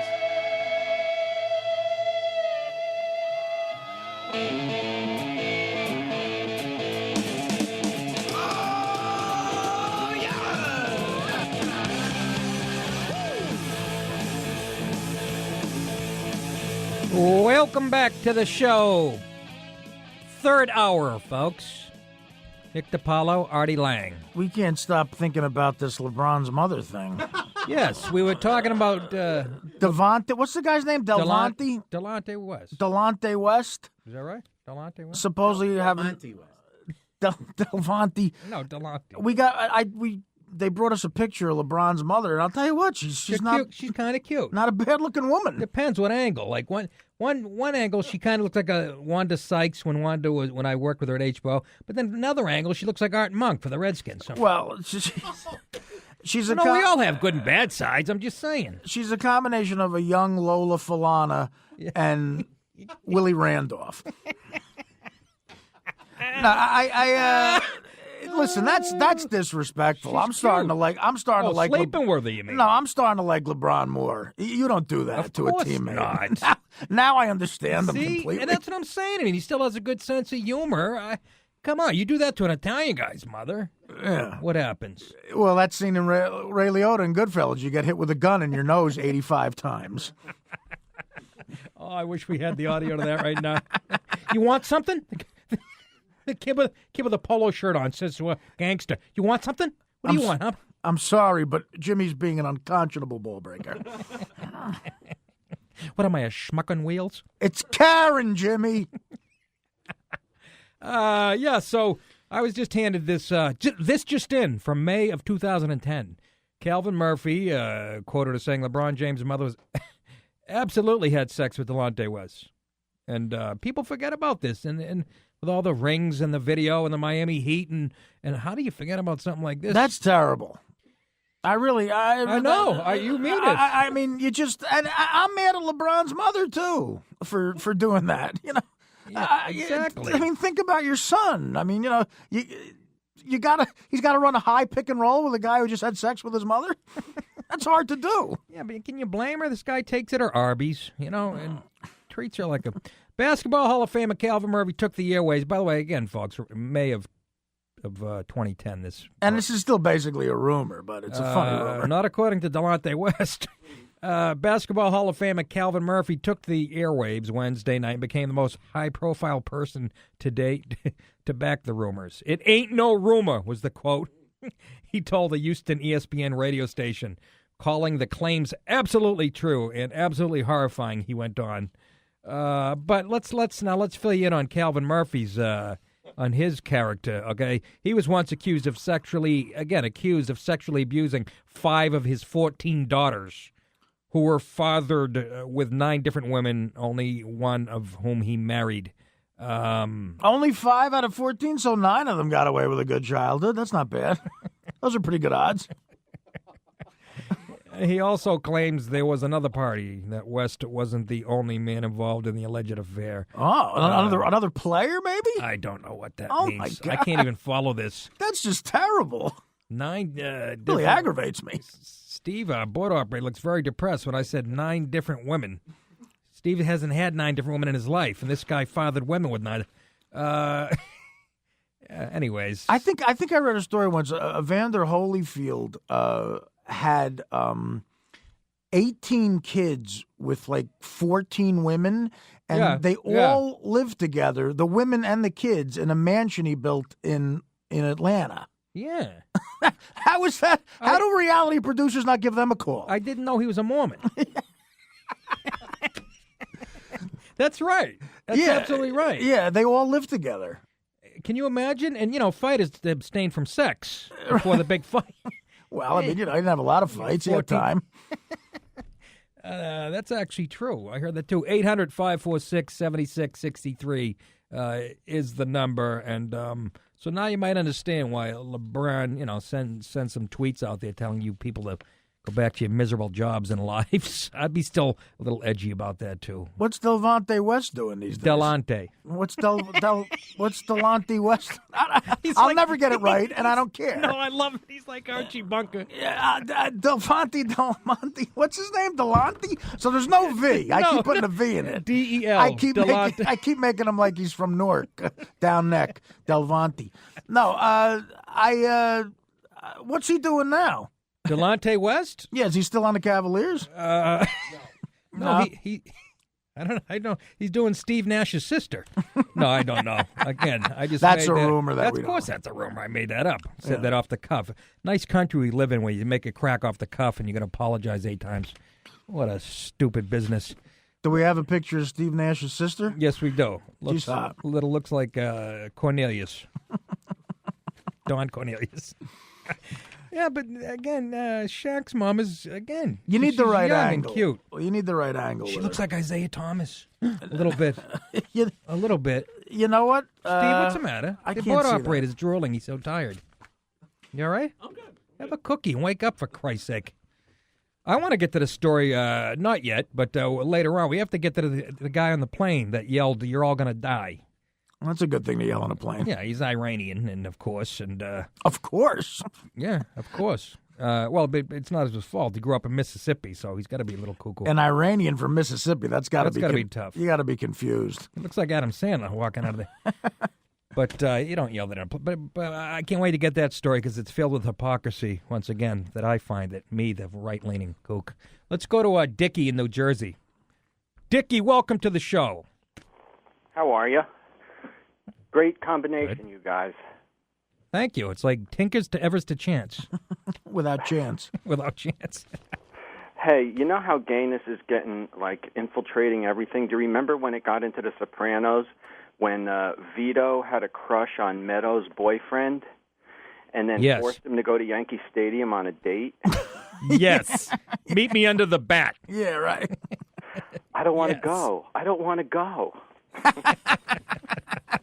Yeah, that scene where the two guys go in to collect at the gay bar, and he's got the leather. He's in the leather cop hat, right? Oh, with Johnny Cakes. Yeah. That was Johnny Cakes, no, right? That's when you're absolutely right. They almost ruined the series. Seriously, they almost ruined the series. They force it on everybody. I'm sorry, and I'm not being homophobic here, and I think it's Dickie's point, but Really, you can't do a series about It wasn't. Yeah, and just I know what you're happening. going to say. There are gay mobsters. There's been two. No. What? They had a couple episodes. They had a couple episodes with that dude too, with that theme. You know. Oh, there was like 6 episodes with it. You know, Johnny Cakes in real life committed suicide. No. Yes, he did. The actor? Yes. I met that guy a couple of times. Yeah, he's dead. He was a nice guy. I'm 99% sure I read he committed suicide. Do you remember when he was in the Do you remember when he was in the pickup truck with the security guy on the job site? Yeah. Vito. Yes. I've never been so startled before watching a television show in my life. Check it out. What? Somebody called in the pompous Mike Francesa the next day on Monday, and Mike was so unsuspecting, didn't know anything, and the guy goes, "Hey, Mike, was that you in the red pickup truck last night?" I don't know what you're talking about. What would you say, Artie? Dog. Thanks I'm in a red pickup truck, dog. So then the guy says something about him being fat, and they finally cut him off. The screener didn't know anything. They cut him off, and then it was like nothing happened except Dog goes, "That guy was really fresh. That guy was fresh." That guy was fresh. That's something Russo would say. They were like 2 80-years-olds, those guys. He was fresh. He was fresh. I mean, wouldn't you just say, like, you're a douchebag or something, you know? He was fresh. Well, maybe he was doing the hip-hop fresh. Maybe it was a compliment. Yeah, 2 guys that didn't know Dennis Miller. Dog, that guy was fresh. He had a smart mouth on him. Dog, apparently I was in a red pickup truck, apparently with a security guard, apparently giving oral. The pompous Mike Francesa. Hey, Dickie. He got punked finally. Thanks, man. Thanks All for right. the call. Very funny. A lot of gay stuff. And again, I defend, you got to defend. It's got to be tough. People growing up like that. Oh, my God, no. I remember in my high school, any guy who was a little effeminate, they really went through hell, man. I was going to say, you wear the wrong colored sneakers, even if you're a straight guy and you get tortured for a month. Our board operator, Steve, he's got powder blue sneakers with yellow piping. How's that for a term? Yeah. I heard that on Will and Grace. And we've been torturing the poor kid. But I'm saying straight kids get, like you said, you don't have to be. You're just a little bit of, if you don't throw a football right, you're going to get tortured. But that's part of life, I'm saying, Artie. Well, it is part of life, bullying, unfortunately, and any bully month you have isn't going to change that. Again, there's every generation is going to have scumbags who bully people, and no month or special or pink gloves, or Bravo lineup on a Thursday night is going to change that. It's unfortunate. It's a fact of life. It is a fact. We live in hell. Well, yeah. We're trying to make the world a risk-free play, and you never can do that. You know? I was getting kind of happy, and then I hear the Delonte West thing. I know, because you had a definite opinion on LeBron. Now you're thinking twice. Maybe his psyche's a little. I start to now I feel bad for the guy. Terrible. Goodness gracious. What else we got going on? We got to get to the story again. A guy on the Southwest flight. They had to make an emergency landing. We'll tell you what he did that got everybody really scared on the plane. It's outrageous what people think they can get away with. So. It's the Nick and Artie Show, 800-546-7663. Come right back.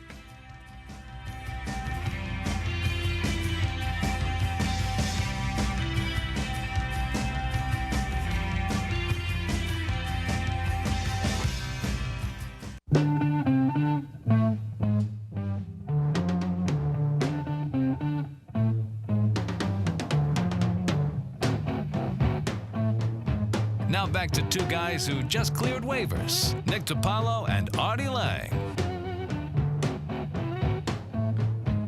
Hello, folks.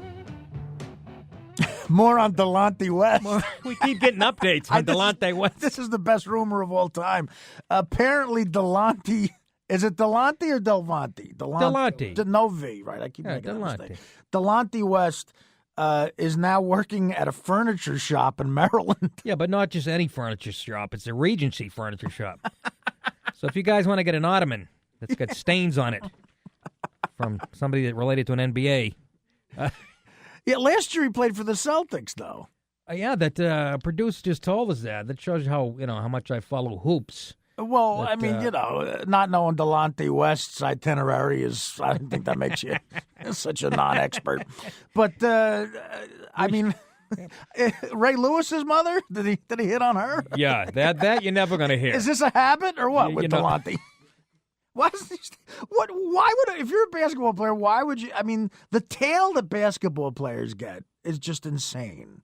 You got to be some sort of sex addict to go after a teammate's mother. Like I said, I mean, she from a certain angle, Isaiah Thomas, she got the cheekbones and. Well, you're arguing my point. I think. I know. I don't know why. Let's go to Tim in Cincinnati. Tim, welcome to the Nick and Artie Show. Hey guys, how you doing? Good. How you doing? Good. I want to say that your bumpers, they make you sound like you guys are like mentally retarded. I don't know if you guys like yourself or what, but Yeah, you know what, Tim? We gotta go. But it was nice talking to you. I'm not gonna take crap from somebody from Buffalo. Okay. That was Cincinnati. I mean Cincinnati, even worse. And we are retarded. I like the bumpers, actually. I think they're kind of funny. The fact that, anyways, Cincinnati, I did bananas there. They didn't get my humor. I figured they'd get you in Cincinnati. No, there's no sense of irony there. No sarcasm whatsoever. But you go 3 blocks over to Cleveland, they get it all. Yeah. I don't know. What we talk? I want to talk about this guy on the plane, Southwest flight. Did you read about this, Artie? No, I don't read much.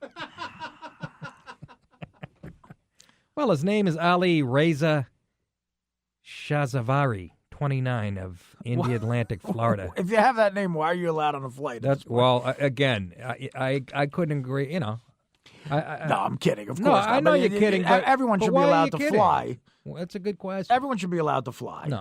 No, absolutely not. No, they well, shouldn't.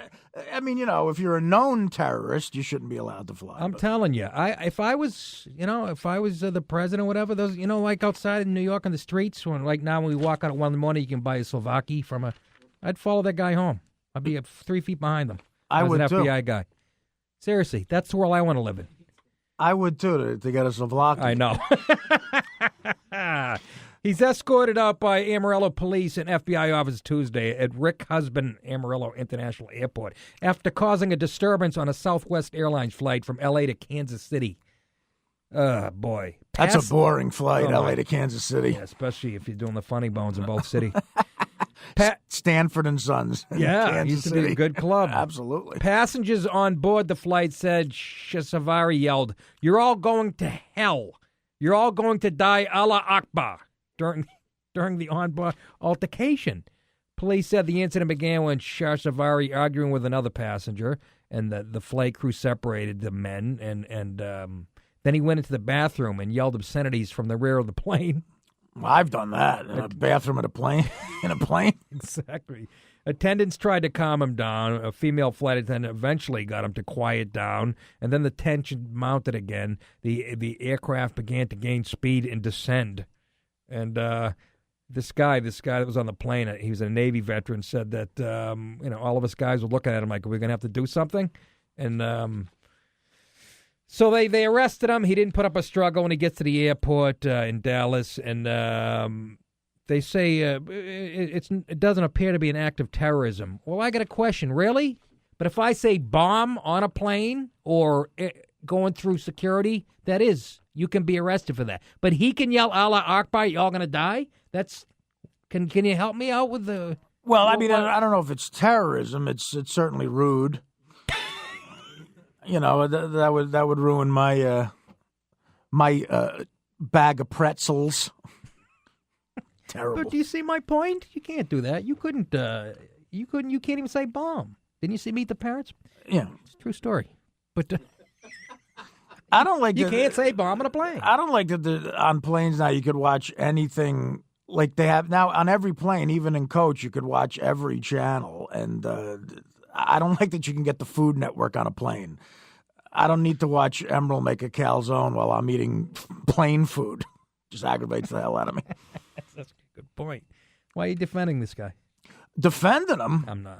I think, he should be in the new cast of The Real World. It won't be long.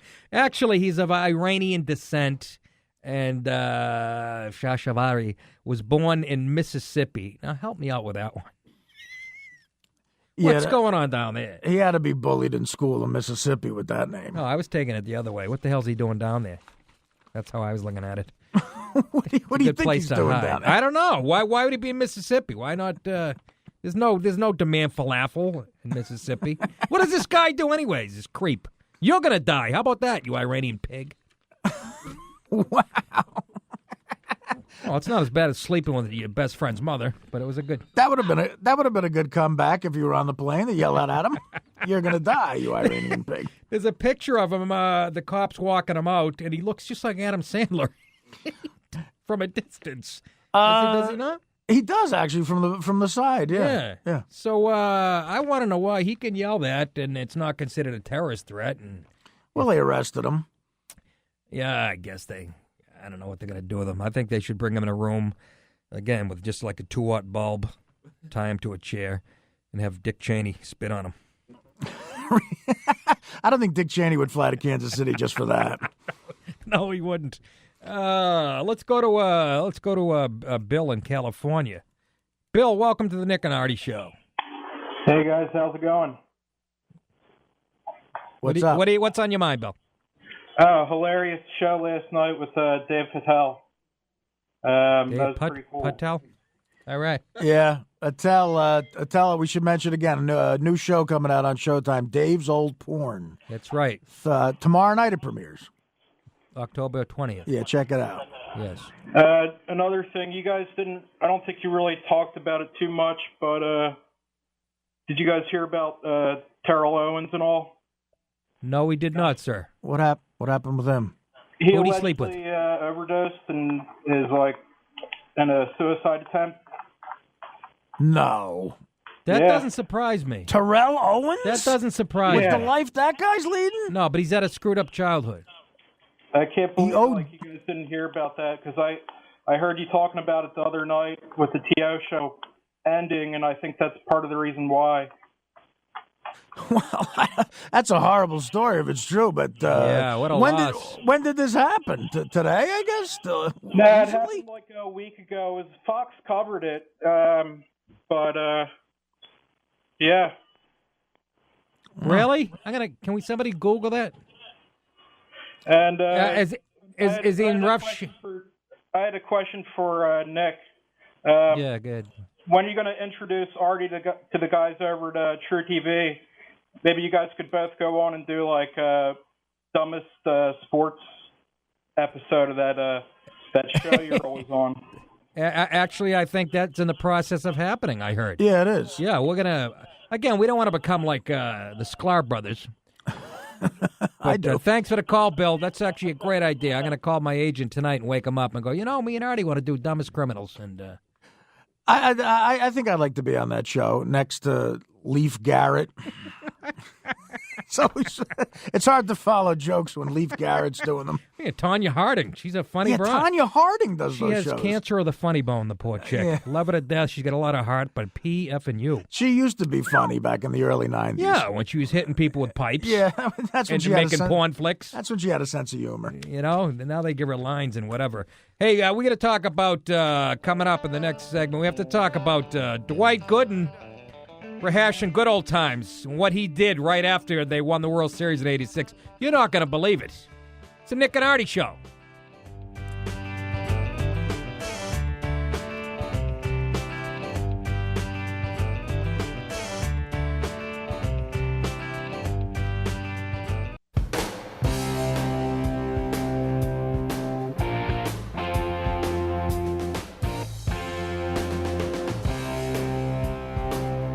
To two guys who suspiciously both have groin pulls. Nick DiPaolo and Artie Lang. Yeah, break out the ice bucket. Oh, Artie just put on a hoodie. What's up? Ted Kaczynski. I wish we were on DirecTV right now. I look like a chubby Ted Kaczynski. Thank you, Dan. That's the nicest thing anyone's ever said to me. Made out with Demi Moore. No way. I never said chubby. No way. I said just look like Ted Kaczynski. Yeah, believe me. We got a producer here. His name's Danny, and he's from Chicago. And he hung out. Bill Murray was his best friend, and Mark Grace of the Cubs. And he got in a fist fight with the Pope in high school. All this stuff. No, but he's told all these made out with Demi Moore when she was young, and he's told us more stories. Belushi, Joe Girardi slept on his couch because of the Mark Grace connection. It's unbelievable. And if you want to hear more about that, go on iTunes. Go to the Nick and Artie, the podcast, or go on nickанdartie.com. You can listen to us live, or we archive all the shows. And go to nickdip.com and, order my Showtime special, the album, Raw Nerve, which is on iTunes and Amazon. The DVD, any day now, waiting for these fellas. You think we're doing Les Mis, for Christ's sake. He's taking too long. I think you should put it out on a video cassette first and see how that goes. Roll it out slow, and then see how that sells, and then go to DVD. VHS? Yeah. I don't think I look like the Unabomber. I think I look more like Ludacris, the rapper, just hanging out at a club. I love Artie delivers a punchline. Then he gets a real serious look on his face. He's my favorite rapper, Ludacris. Ludacris? Yeah, I like saying that. I want him to own a basketball team. Like Jay-Z and Will Smith own basketball teams. I would love to have team owner Ludacris underneath his face on SportsCenter. That would be fantastic. The funniest, that's actually, he would be a great, when I worked at Chris Rock, remember Nas? Nas, yeah, sure. I remember Nas. Yeah, when he first came out, Chris Rock had him on the HBO show. Nas was very hot for a while. Yeah, and he comes out when he was at the peak. His big hit was out, so Chris had him on. And he comes out, and at the end of the show, he's a musical act. The curtain's open. He comes out, he's got the hood on, the winter coat, even though it's August 32nd.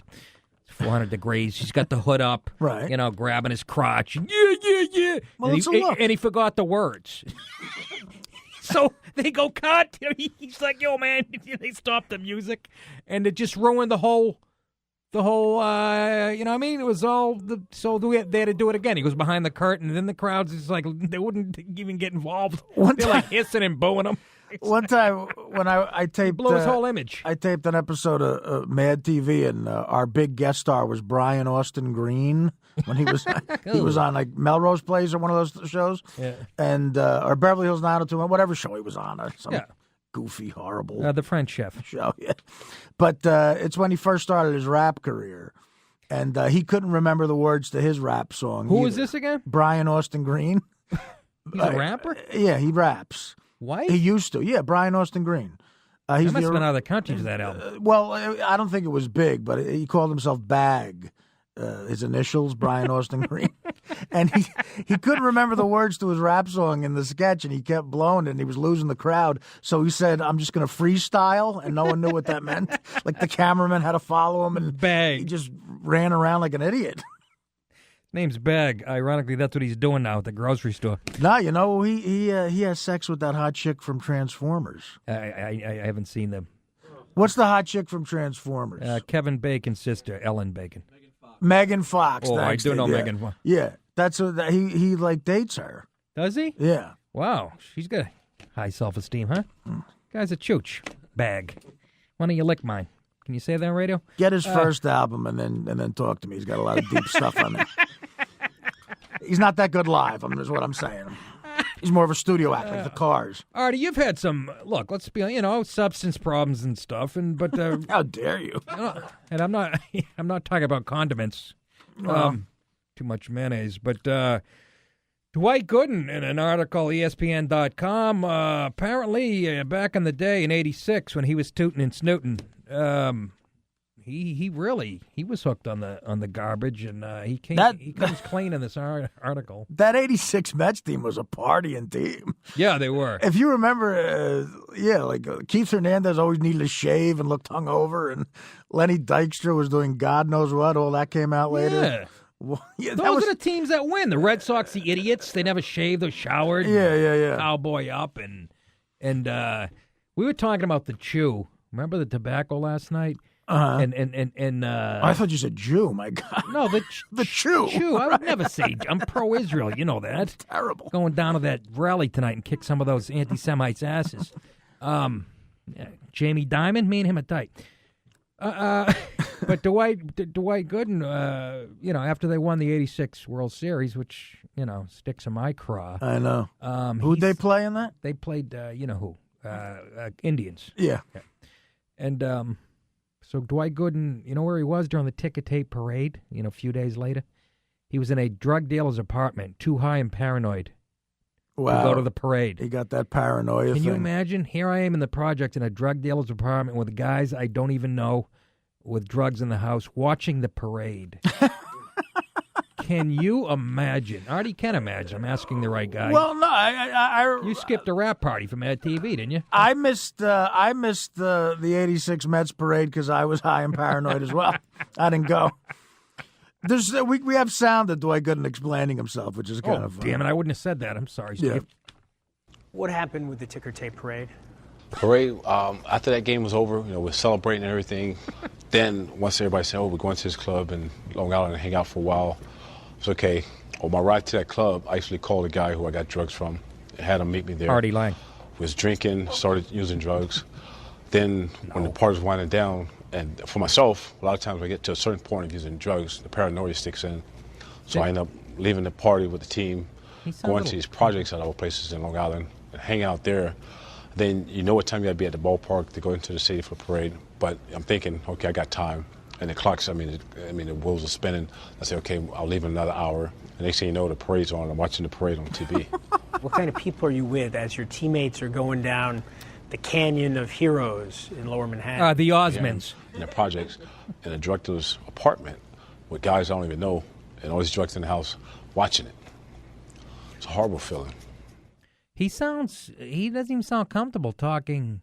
He's got like dry mouth and he's rushing it. He sounds paranoid now. He does, doesn't he? But that happens. You get permanent paranoia from certain things. Like if, I remember, Coke would make you paranoid sometimes.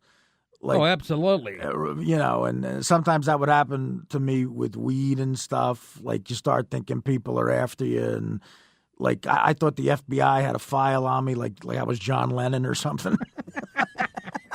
Turns out you were right on that. A couple of times. But, Dwight Gooden, when he first came up, for some of you younger people, he was 19. He had the best curveball you ever saw in your life, a 99-mile-an-hour fastball. He was just like a guaranteed future Hall of Famer. Darryl Strawberry, the same thing. And Coke ruined their lives.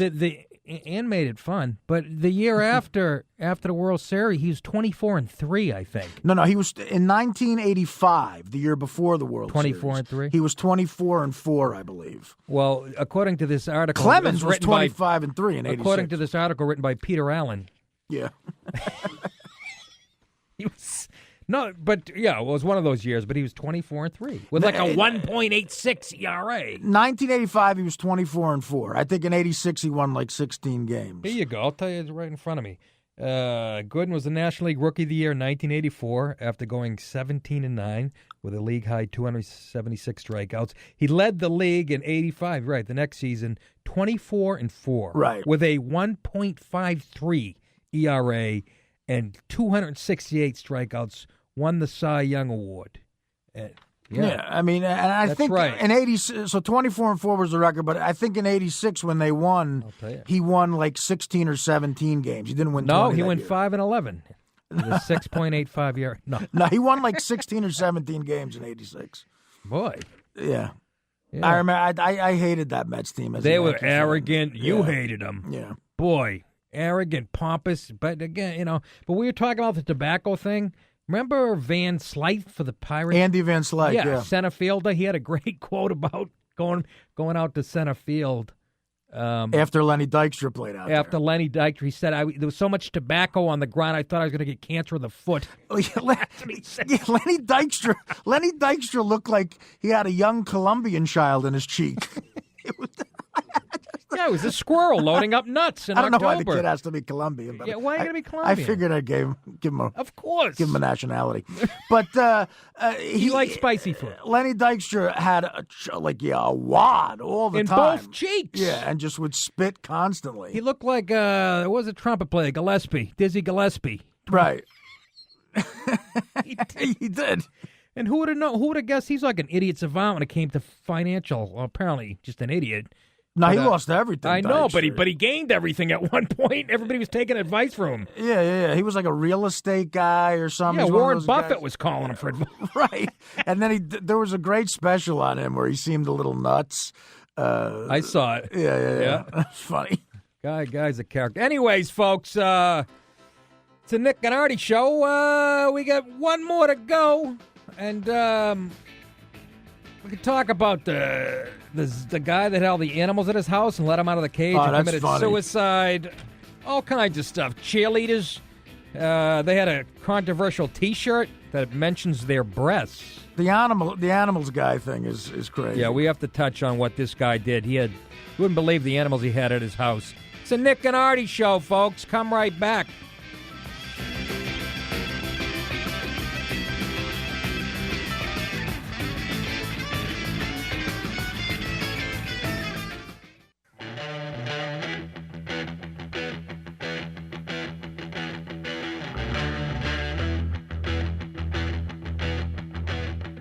Now back to two guys who think a triple-double is something you order at Wendy's. It's the Nick and Artie Show with Nick DiPaolo and Artie Lang. Welcome back to the final segment. 800-546-7663 is the number. We've covered a lot of ground tonight, Artie. Whole Lot of Love by Led Zeppelin. I love that. What a riff, huh? It just, Timeless. It just makes me think of being in office detention. Saturday detention.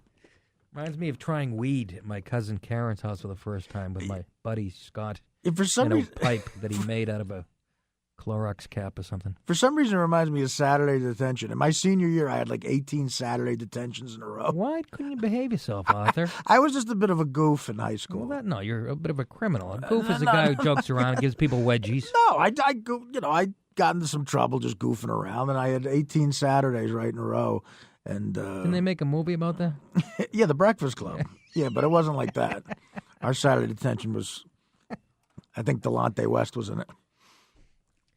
I got bullied by his kid, John Dresser. He was a senior. I was a freshman. And I had a fresher mouth then than I do now. That's impossible. And he had mutton chops and, he looked like he was 40, and I used to bust his chops. Looked like a roadie for Skinner. Yes! It's so funny you say that, because he had the mutton chops, but he had a vest, a denim vest cut off with these big freckled red arms. I used to just call him an Irish goof and everything else. And he cracked me in the head with a payphone. Yeah, sounds like you at a mall. Well, I did. But then he was in my metal shop. Everyone 19 years old is going, what's a payphone? Exactly. Okay, he hit me with an Android Pro Cell 650. Chooches. 4G, exactly. And he was in my metal shop class. And after he cracked me with the payphone on the head, we had to make, you turn down stock on a lathe. Anybody? No. That? Quarter-inch metal stock. We were making cannons. Yeah. Making a little cannon you put on a desk. Right. That was a big project. It took about 3 weeks to do it. I went over to his lathe and I reversed it. So it ruined his 3 weeks worth of work.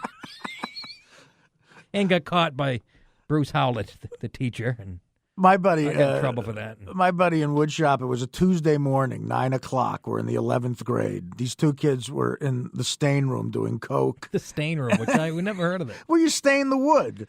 And there's a special room for that? My buddy Mike goes back there, and the one kid says, "Hey, man, you want a line of coke?" And he goes, "No." And the kid goes, "I figured you're mama's boy." At 9 a.m. He called the kid a mama's boy because in the 11th grade, he didn't want to do a line of coke at 9 a.m. on a Tuesday. Welcome to New Jersey. How about this nutcase? This guy in Ohio. My God. Zanesville, Ohio. We must have played that, Artie. Authorities say that 56 exotic animals escaped from a farm in Muskingum County last night. The owner of the farm, Terry Thompson, was found dead last night on his property. Authorities say Thompson opened the cage doors and cut the wires on the cages, then killed himself. He died from a gunshot wound. But 56 animals escaped. Why? And I'm not talking, dogs. I'm not talking dogs and cats and roosters. Dog. No, like giraffes. Yeah, the guy had a couple of giraffes, right? The animals that were killed included 18 tigers. Tony Montana only had 1 or 2, didn't he? 9 male lions, 8 female lions, 6 black bears. What is this, Noah's Ark parked in Akron? Three mountain lions, 2 grizzly bears, 1 baboon, and 2 wolves. Oh, my God. The escaped monkey poses a danger because it's infected with herpes. Really? Is it a male monkey? Because that would get me pissed at the female monkey slut who gave him herpes. How dare she? A monkey gets herpes. Apparently, he used to go to a dance club up the street from this guy's house. And every night he'd undo the cage and But get if out. a monkey's loose with herpes, that is you start packing up in your town. I'm afraid of, since that incident with that Connecticut woman, I am just horrified. Yeah, I wouldn't go near a monkey if it weighed 1.5 pounds. Why would anybody? It's a wild animal. It's not a domesticated. It's not like a kitten or something. It reminds me of this great story. A long time ago, there was a talk show host, David Susskind, in the 70s. Yeah. And he had this guy, Joey the Hitman, on, and he was a hitman for the mob. Yeah. So the guy comes on, he's this huge fat guy, and he had a hood on, so you couldn't tell who he was. Right. And he said to Susskind, he goes, Crazy Joe Gallo, who was a famous mobster. Yep. He goes, yeah, Crazy Joe Gallo had a lion in his basement in Brooklyn. And Susskind said, what? The horror on Susskind's looking. He goes, yeah, I don't know where you get a lion. Africa? I guess you got it from Africa or something. I don't know where you get lions, but he had a lion in Brooklyn. And if you owed Crazy Joe money, he took you to see the lion. Another guy had piranha. Another mobster had piranha. Like in Goodfellas. They must really feed people to the lions down there. Remember that line? It's a true story, man. But they had to shoot these 49 of the 56 animals they had to kill because of this idiot. You know what I mean? These guys... I see a monkey with herpes. I'm shooting first, asking questions later. Exactly. I see a cheerleader with herpes. I'm sure. What? But how is that possible that he had this many... Isn't there zoning laws in Ohio? What the hell kind of state? Vince Lombardi would be perfect right now. It's crazy. Anyways, folks, that's it for us tonight. Nick and Artie. We'll be back tomorrow night. So please join us tomorrow night. Same bat time, bat channel. Delonte West.